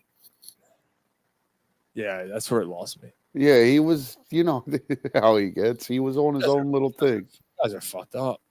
Yeah. I didn't say none of that. Nah, not you. Nope. You didn't do nothing. Was it something like that? That right there? Kinda. Yeah. That was. What were we talking about? What were we talking about before that? We're talking about I don't remember. I started it. Yeah, I did. I'm bad influence. How much beer you got left? Half. All right. I got this. You ain't leaving till this. All right. Drinking a beer with you. Whoever else is out there, there's still 5 people fucking watching somehow. Just watching us two bullshit. Yeah, this is what this is when the bar is like the fucking lights turn on. Yeah, yeah. The jukebox is off. Yo, that ugly ass bitch over there. I'm gonna fuck her. Yeah. And the lights kind of like, ugh. Never mind. She's got 2 assholes. They had lighting on the porch. Ugh, she's got 2 assholes. I'm not bagging that. Fuck it. She's got 17 chins. I don't think I'm good. Have another beer. You'll only see 15. Peterson, say goodnight, Sean. Jesus Christ. Nah, we're gonna finish this. I got a fucking whole beer here. Yo, man. Trogs is the shit. Yo, less than 3 weeks, we're going to see the fucking ocean, dude. Yes, we are. Polsky. Oh no, he went to bed. Did he go to bed? If he's still there, he said he was. I hope he's going with us, man. I hope so, man. They're going to be awesome. They're going to rock it. Man. I've been listening to him. I've been listening to the Ocean all week. Yep. I did it earlier in the week. But I've but I've been, every other week or so I've been listening. Like I just put all their shit on fucking shuffle. And I had album 1 on tonight. Dude, that's better than the second one. Oh man, it's tough.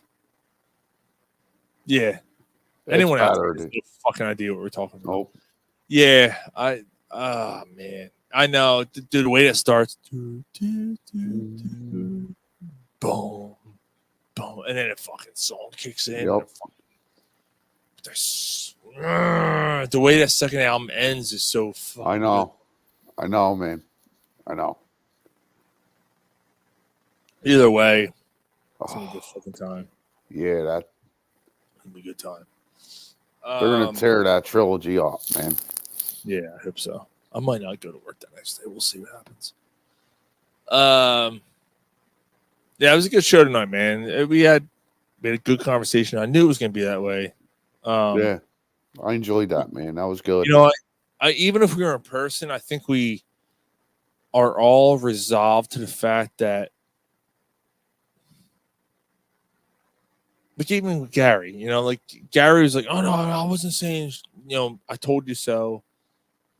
I think that helped a lot because none of us knew, even Gary included. Nobody's seen this coming, man. Like you started to feel even when they were winning them games, man, that like something's not right.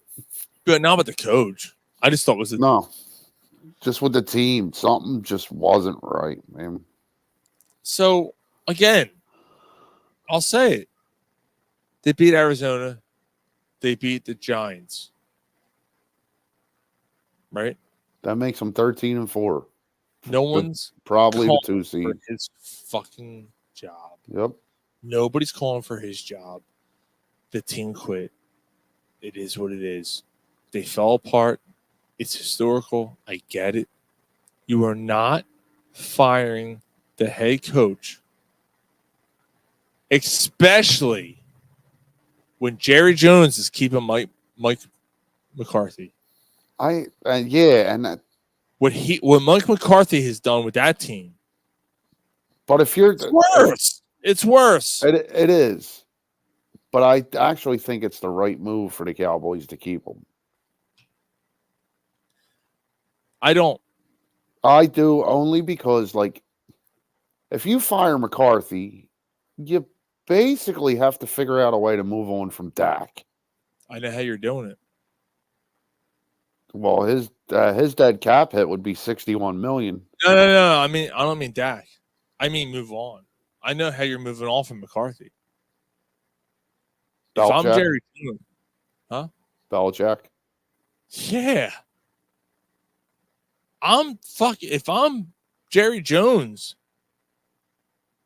who apparently has stepped away from a lot of the on field stuff.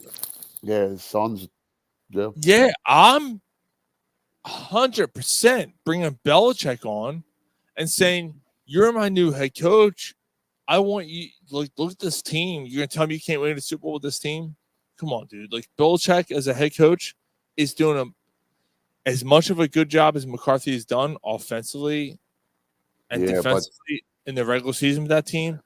You're going to tell me Belichick can't build even better? He's just going to bring discipline, experience, accountability. Yeah, that team becomes scary. That team wins a Super Bowl in the next 2 years. And then he retires and he calls it quits.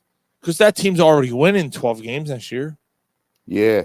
Like he's... And he needs, 15 to break the record? That's the only reason why he's still coaching. I don't think he cares about that. I do. I think that's the only reason why he's still coaching. I don't know if he is still. I mean, he did have 2 interviews with Atlanta. He's not going to do it Atlanta? Atlanta, actually, he grew up there. His father was in the military there. So like that's a close to home thing. And right now he two interviews there. yeah. So I won't be surprised he takes that job. Oh shit! Yeah. Wait. Hold on. Wait. Oh, I misread this. I thought Dave was saying check out a band called Grandson. So and so is the lead singer. He said check out a band called Escape. My grandson is the lead singer. All right, Dave. Absolutely. Escape. Check them out. But Dave, am I going to get that band from the 80s? Dave, check out Kill Shot. And then he said, Fly Eagles Fly, always my team, win, lose, or draw, keep Nick Sirianni, new OC, new DC. That's where I'm at. Agreed. Dave, check out Kill Shot. I'll send you the link. I hate changing coordinators 2 years in a row, but yeah, They have to. There's no, dude, both sides of the ball. I say both sides of the ball. Do they have to do both sides of the ball? That's tough, man. Like you, I was surprised you kind of agreed with me a little bit that you felt that I get the point. If Patricia with his own defense, like, first of all, fucking Bradbury, like Bradbury is fucking like he's. Dude, I hate to say it, but Deebo Samuel was right, dude. Yeah, he's toast, man. He's like toast. he's the one playing against him, and he's like, that dude's fucking trash. What are you talking about? Trash Barry. Oh, fuck you. You know, we're all defending him and shit, and then the pass rush can't get to a quarterback, and all of a sudden you can see that Bradbury can't cover a guy. Yep. And he was right. Deebo was right. Deebo Samuel was fucking right. Slay ain't got it anymore either, man. I mean, he's better than Bradbury, but Slay's better than Bradbury. Slay can cover, but Slay can cover in certain schemes, dude. Like if Slay is bouncing off someone, he's the happiest dude in the world. Yeah, because it's no longer his responsibility. Even if he sees that a safety isn't coming over, he's like, no, that's not my assignment. And he lets him go. Yep. And that dude catches a touchdown and he turns around and points. Yep. You didn't cover that guy. That was you. You were supposed to cover him. You were supposed to... Man. He's lost his recovery speed. He doesn't win on 50-50 balls. No. He just ain't got it anymore. Slay was a good corner for a long time. He just ain't got it anymore, man. 30, 31? Yeah. So, I mean, I know we've said it over and over, but hindsight being 2020, Howie made a mistake, and he prioritized the corners. He should have re-signed T.J. Edwards and C.J. Gardner-Johnson. Well, he tried. He tried, though. He didn't try. Not T.J. Edwards.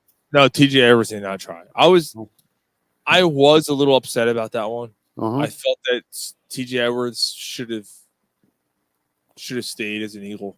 Yep. C.J. Gardner-Johnson, from everything we've seen, is that they made him an offer. He said, "Fuck you, I can do more." Went off in the market, realized he's not worth as much, and then signed the deal with the Lions and missed most of the year with an injury, which, granted, like that, there's no guarantee that wouldn't have happened here, like, right? Like, it was. Yeah, like you can't. Like, no. Like, I hate right. Well, it would have been hurt here. It would have been hurt. You don't know that. It would not have been hurt here. Like, it's a different animal. Right. Like, you don't know here, that. Yeah, he signs here. It's different atmosphere, different situation, different whatever. But even if he signed here and he blew his knee out, like it is what it is. Like it's part of the game. Like it would suck. Yeah. It would suck. But there's a chance of that. Yeah. Yeah, exactly. He called me. I don't know who he's talking about. Escape artist, Dave Peterson said. All right, so that's what you should look up: escape artist. But yeah, you and I are on the same page for the most part, dude. Like, you know. Hmm. Yeah, But I mean, do you think it's fair? Like what I said in the show tonight. I think the pass rush covered issues that were already there. Sean, I didn't even think of that aspect, and it's completely evident. Maybe even Slay and Bradbury weren't that good of corners last year. Mhm. It's just they only had a cover for 3 seconds because the defensive line dominated, and that's more to that point. But more to that point, look at the Super Bowl. The defensive line couldn't get there because of the field or whatever reason. And they got eat up. And Patrick Mahomes dinked and dunked all over them. Yep. All over them. He did what every other team is doing this year. Yeah. Just get the ball out quick. With the change of long plays because CJ Gardner Johnson isn't back there. Who is a ball hawk. You know, they have a lot of long plays given up this year too. You know, broken coverages, you know, Reed Blankenship looking at someone else, can't cover a fucking dude. I fucking hate him. I hate him, dude. Can't cover a fucking cold bum. And it's gonna look like he's a good player because he gets a lot of tackles. Like, I fucking hate him. You know what that is? You know what that is? That is my line sucks. My linebackers suck. I'm the last line of defense, and somebody has to get by me. Yeah. That's what that is. Yeah. So.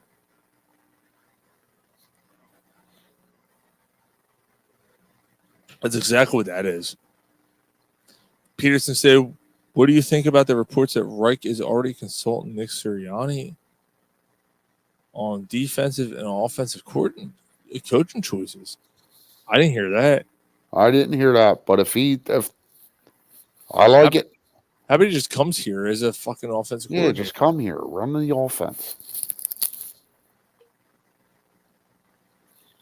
Because offensively, dude, I don't know. You were when I was talking about on the show. I had a couple names. No, here's the name. Here's defensive names. I think the top guy is Glenn Schulman, Alabama's defensive coordinator. I think he's the guy they bring in. That would make sense with the way they hire people. Leslie Frazier and Lovie Smith are next too. Because I don't think, as much as I would like Ron Rivera, I don't think he comes here. Think he gets a head coaching job, or he just doesn't want to come here? I don't think he comes here. I just, for some reason, I don't see him being here. There's no other reason besides me just not seeing him being here. Just a feeling. Yeah. Would I like him? Yeah. That'd be awesome. I would be all about it. What's your thoughts on Jack Del Rio?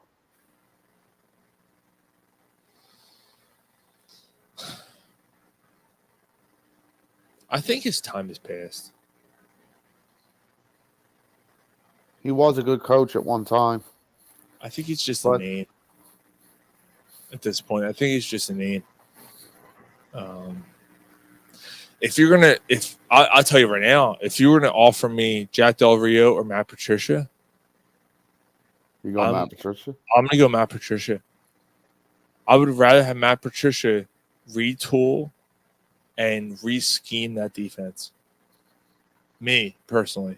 That's just me. I don't know what you think, but. I mean. What do you think? Again, I wouldn't hate. It's a good point on Del Rio. My home run is Ron Rivera. I wouldn't hate the dude from Alabama. I don't think Rivera's getting a head coaching job. You just don't see him coming here. Yeah, I don't know. Right. I don't know. There's something weird about it. I just don't see that. I don't know. Even with the history, with them playing here. Yeah, I get it. I don't know. I don't know what it is. I hope. I'd be if they got Ron Rivera as the defensive coordinator. I'd be like, fucking yeah, fuck yeah. I just don't see it. I also didn't see Andy Reid beating us in the Super Bowl last year. So, But if it's not Ron Rivera again, I wouldn't hate the dude from Alabama. I would not hate that hire, and I wouldn't hate bringing Patricia back.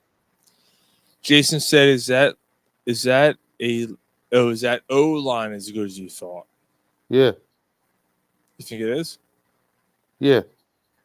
That O line was when the few occasions when the offense focused on the running game, it couldn't be stopped. Nobody could stop it. That offensive line was still as good as that offensive line has been. Did you see Jason's post in the Corner Pub Hangouts group about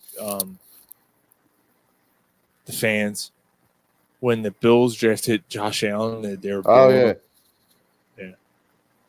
Yeah. How'd that feel? Even when the Eagles drafted McNabb and he got booed, he's still the best quarterback we ever had. Yeah, I'm working on that part. Are you? Yep. Right now. I'm up to a section in my book right now where people are going to probably be pissed off. Because this is the part where I start scrutinizing people and fans. So, well, we'll see.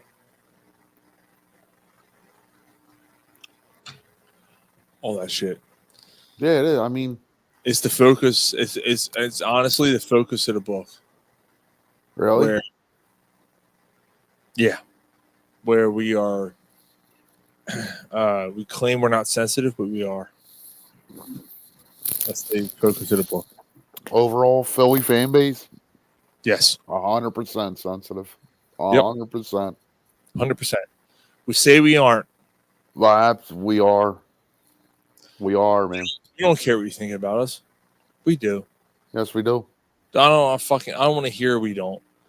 Anytime national media doesn't rank the Eagles are 10-1, but yet they weren't the number one power ranked team because Miami scored 63 points the week before.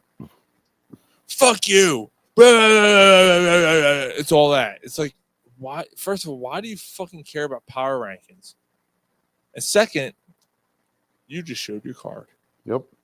You just showed your card. You just showed how sensitive you are to scrutiny, to any bit of criticism that headed your way because you're not perfect. So, yeah, that's the part I'm in right now, and it's gonna be a tough part to write. But just be honest, dude. I'm about as honest as I can be so far. There you go. But I'm happy with it so far, man. Good. So, for those who are still tuned in right now, if you don't know, I've been writing a book. Been at it since last July. Dude, I'll be right back. I gotta pay. Yeah. Yep, you got it. I am more than halfway through the draft aspect of it. I have a couple guests still to line up or to interview about it. I have already a few that already took part in it, which has been awesome. It's been fun. It's been exciting. I cannot fucking wait to get this out. Any Philadelphia fan my age, I'm 42, and younger will definitely appreciate it. And maybe a few years older than I will. So I'm not going, like the whiz kids, the Wheeze kids. I'm not going that far back, but I appreciate the past before me, a little before me, in it, but I'm trying to go my age gap, Jesus Christ, age gap, around that era and forward. Former athletes, former writers are taking part in it. So, and some of your fellow fans, including a few that you're not going to expect. So it's pretty awesome. I'm excited. So hopefully by the spring I'm done the draft. So we'll see what happens. Dave Peterson said, "Reserve me a copy of your book. Let me know how much and if I can get it signed." Dave, listen. So here's the other thing. I am planning on going through a publisher. I have definitely one in mind that I'm going to submit it to, thanks to someone who took part in the book. And I will get copies ahead of time, and I will absolutely. I already thought about this. Like, there are names in my head that, like, if I get a certain amount, these are the people who are getting a copy signed and whatever. Like, so yeah. But there's that. Linking your messages about the rumor. Oh. What do you think about the reports of Rikers already consulting Nick Sirianni?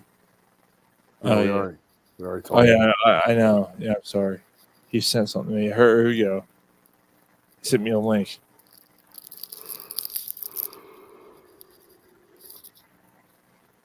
Oh, yeah, you see that? The Eagles signed a wide receiver already? They did? Yeah. Sirianni, unfortunately, is probably staying. Also, Brian Johnson has got 2 more head coaching job interviews yesterday and the day before, leaving many to wonder if he's not actually the problem. And Howie Roseman signed a former star wide receiver. Kind of. I'm Thomas Mott. This is the Thomas Mott Show.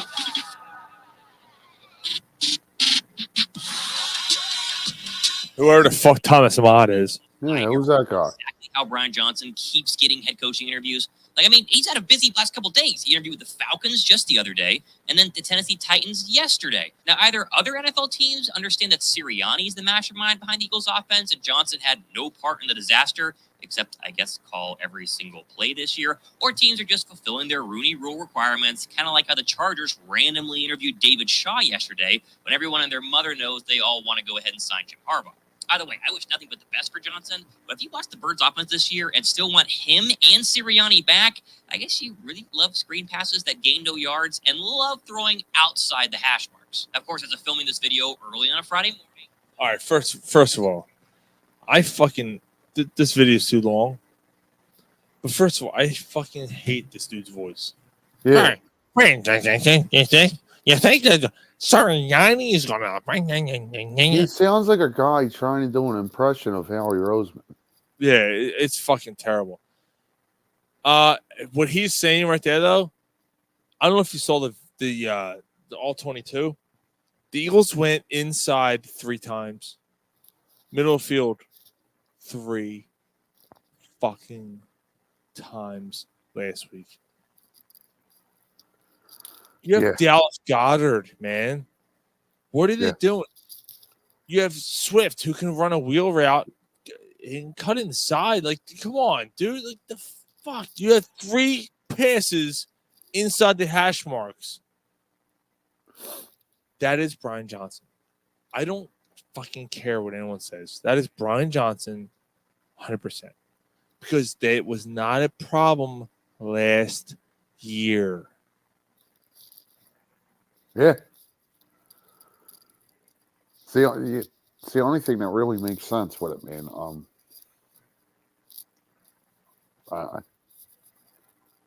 He just wasn't ready to be an offense coordinator. He was Jalen Hurts' friend who was promoted from quarterback's coach. That was an act of desperation. That was last year. I think when Steichen left, they went, "Oh fuck! Oh, you were here. You were here last year. Oh, you were here last year. Oh, wait, you're friends with the quarterback who just had a fucking MVP caliber season. They're gonna promote you. I don't blame him. I just hope it wasn't Hurts dictating it. I don't think it was, dude. I hope not. I mean, he doesn't seem like that type. Right? Does he seem like that type? He doesn't.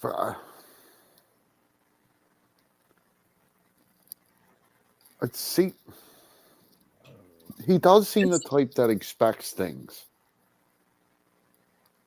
Does he? He should expect to fucking win a playoff game.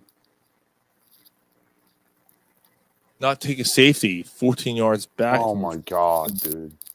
We didn't even talk about that on the show. I meant to bring it up on the show. That play might have been so the Carson Wentz against Dallas play when he ran back like 25 fucking yards and got sacked when he had 14 fucking seconds to throw the ball and he took the sack. Remember that? Yeah. That was the worst play I ever saw until I saw that play by Hurts.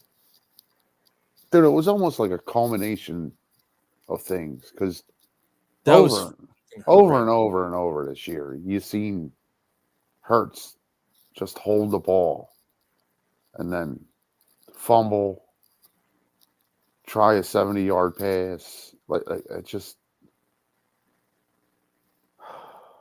And at the same time, like Hurts definitely regrets. See, that's where you can justify firing Sirianni. Mm-hmm. Because their $250 million franchise quarterback regressed. And in a season where he regressed, he was still responsible for 40 touchdowns. It's fucking insane, dude. Well, that's why you can't fire the head coach. Right. Like it's and nuts. at the same time, when you say that the quarterback regressed and the team they still made the playoffs, and at the same time, like you know, that was a tough task for them this year, man. They were in a tough spot from the jump. Losing both coordinators, getting a late start on the offseason, losing the Super Bowl the way they did. It was just a tough stretch. And we talked about it. The defensive line was too old and too young. Yep. With two guys who were middle, hey, we're ready to play in Sweat and Reddick. That was it, dude. They had nothing. They had a bunch of young guys or two old guys, no linebackers, and corners who, let's be honest, one could get hurt every week, and the other one who they had two corners who got old really fast. Bradbury got fucking whatever. So really fast. They both got old. I don't think we've ever done bono coverage this late. Who's still hanging? Roll call. Come on. Oh my God, we're almost 4 hours. Yep. Come on, Ryan. Roll call. Who's still hanging with us? Yeah, come on, man. Come on, shout outs. Holla at you, boy. Who's still hanging with us right now? We're gonna call. Speaking of holla at your boy. Dave is here. Dave's here. All right, who's the other fucking three? Dave's here. Speaking of holla at your boy. Spike Askin coming back to Philadelphia radio. Damn it. Dude, I didn't think it was possible for someone to be worse I'd than rather that. have my toenails peeled off. I didn't think it was possible to have someone worse than Howard Eskin. Fucking asshole. And his son is worse, dude. His son's a fucking cocksucker. He's such a I cannot douchebag. stand him. Me neither. We should get him on the show. Dude, he'll bail. He'll bail. I hope bail because he knows we're gonna fucking trash him. Yeah, we should get him on the show. That'd be fucking awesome. Go for it, dude. Hey, Spike, you long fucking, you slack jawed cocksucker. Slack jaw. How does it feel? How does it feel to get your fucking bills paid by your daddy? You fucking asshole. He's a fucking New Yorker through and through. I can't fucking stand him, man. His fucking guy smiley face. You gotta wonder what WIP, well, Odyssey, well, they just filed bank, whoever. You gotta wonder what they're paying him though, because in New York he was program director of a radio station. So, like, what are they paying him to come back and do? You know what that means for him though? I'm gonna leave that job to come back to talk shit about Philadelphia sports. Right. Fucking, you know, because I do the fucking what's that podcast called? I don't even know. Cunt Jones and the Astronauts. Yeah, there you go. Fuck I'm that. a jerk off full of hot takes. I'm a slash jawed cocksucker. Yeah, the only where I'm at is my father. Yeah. I'm a metalhead. I like metal music. My dad fucking rapes women. My dad's a rapist.com. Dude, his voice is like just, oh my God. Dude, what happened to Philly Sports Talk Radio? My dad's a rapist.com. My dad sends flowers to deadwidows.com. Seriously though, what happened to Philly My dad Sports does Talk? 65 and 35. He gets pulled over because he fucking sent flowers to a dead chick because his fucking boyfriend found out and killed her.com.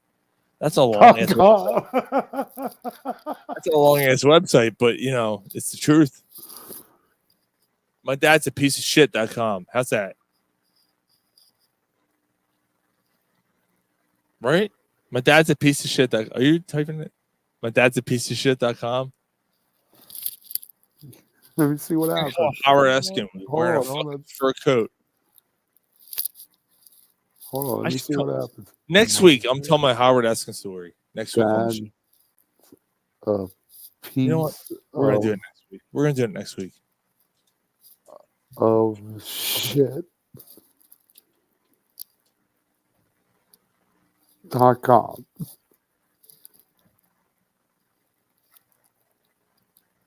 Man, fucking heaters are making all kinds of noise. The web page is not available. My dad's a piece of shit.com. Yeah. Just like my dad, not available. But if you start typing my dad owns a yacht. My dad's a bounty hunter. Yeah, it's all white people problems. My daddy. It's all white people problems. My dad wrote a porno podcast. Because if you wrote my See what dad, that's about. if it was a black people problem, it would send you right to fucking EBT websites. What the fuck? Dude, it's time for bed. Get the fuck. My dad. It would take you right to fucking missing persons alerts. My dad went out for milk. Never came back. My dad is Sean Kemp. My first name's Tokyo. My first name's Tokyo Kemp. Where is my dad?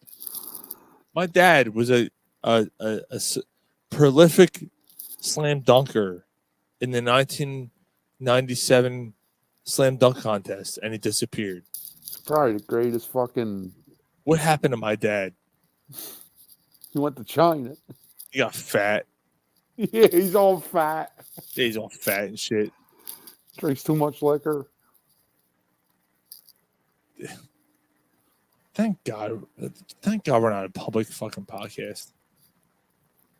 That's what makes it.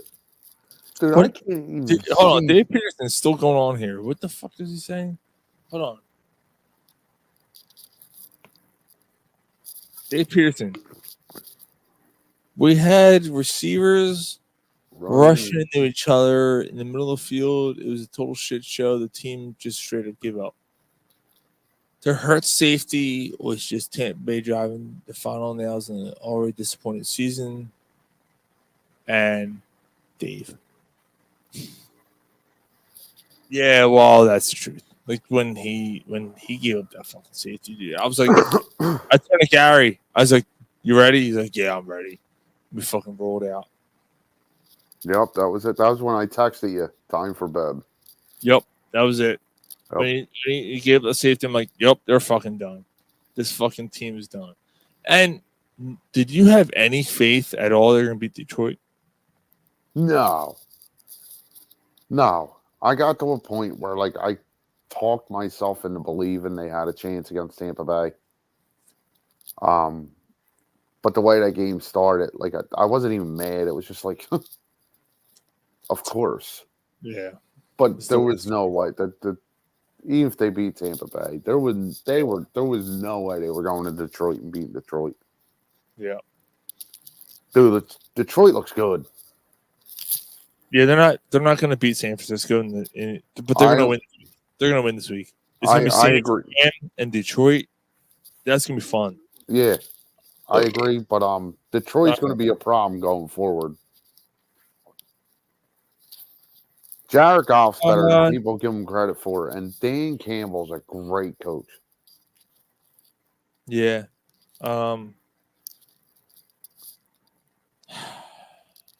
Yeah. I mean, they're going to be a top team next year. Yep. So, obviously, they're better than Dallas. You know? So. How about that draft, dude? Jared Goff. Yeah. But I said that last week. I was like, remember everyone's like, oh, small hands Goff. And then fucking Wentz wins the Super Bowl. And I was like, oh, fuck Goff. Fuck Goff. He gets dismissed by LA. And I was like, Detroit won that the Rams won that trade. No, the Rams won a Super Bowl and Detroit hasn't won one yet. So the trade as of right now, yes, the Rams win it until Goff wins one. Yeah, but what is that fair or not? Yeah, that's fair. But what Detroit has done with that trade, like it's completely turned their franchise around. Aiden Hutchinson, is part of that package. Yep. So they're a real deal, dude. And 8 years later, whatever it is, Jared Goff is the quarterback out of that draft. Like he's the gem. Mm-hmm. Fucking crazy. Carson Wentz almost played in a playoff game last week. Yeah. With the team who got him hurt. Mm-hmm. Fucking nuts. All right, brother. Yeah, dude, I can't even I'm up here. I can't. Dude, I'm so glad you said that. I literally cannot see straight. Nope. Like I'm literally looking at you and I'm seeing four Ryans. Yeah, like your jerseys are starting to flutter. Yeah. So guess what? Fuck it. You know why? Yep. Because it's snow. Fuck Snow it. day. Oh, Fuck fuck it. yeah. All right, anyone, I don't know, fucking three of you fucking tuned in for the Booner coverage. Jay and fucking Dave, and I don't know who else. Thank you guys. We'll see you guys next week. Corner Puff Sports out, right? Yep. See you, Rod. All right, dude. All right, brother. Later.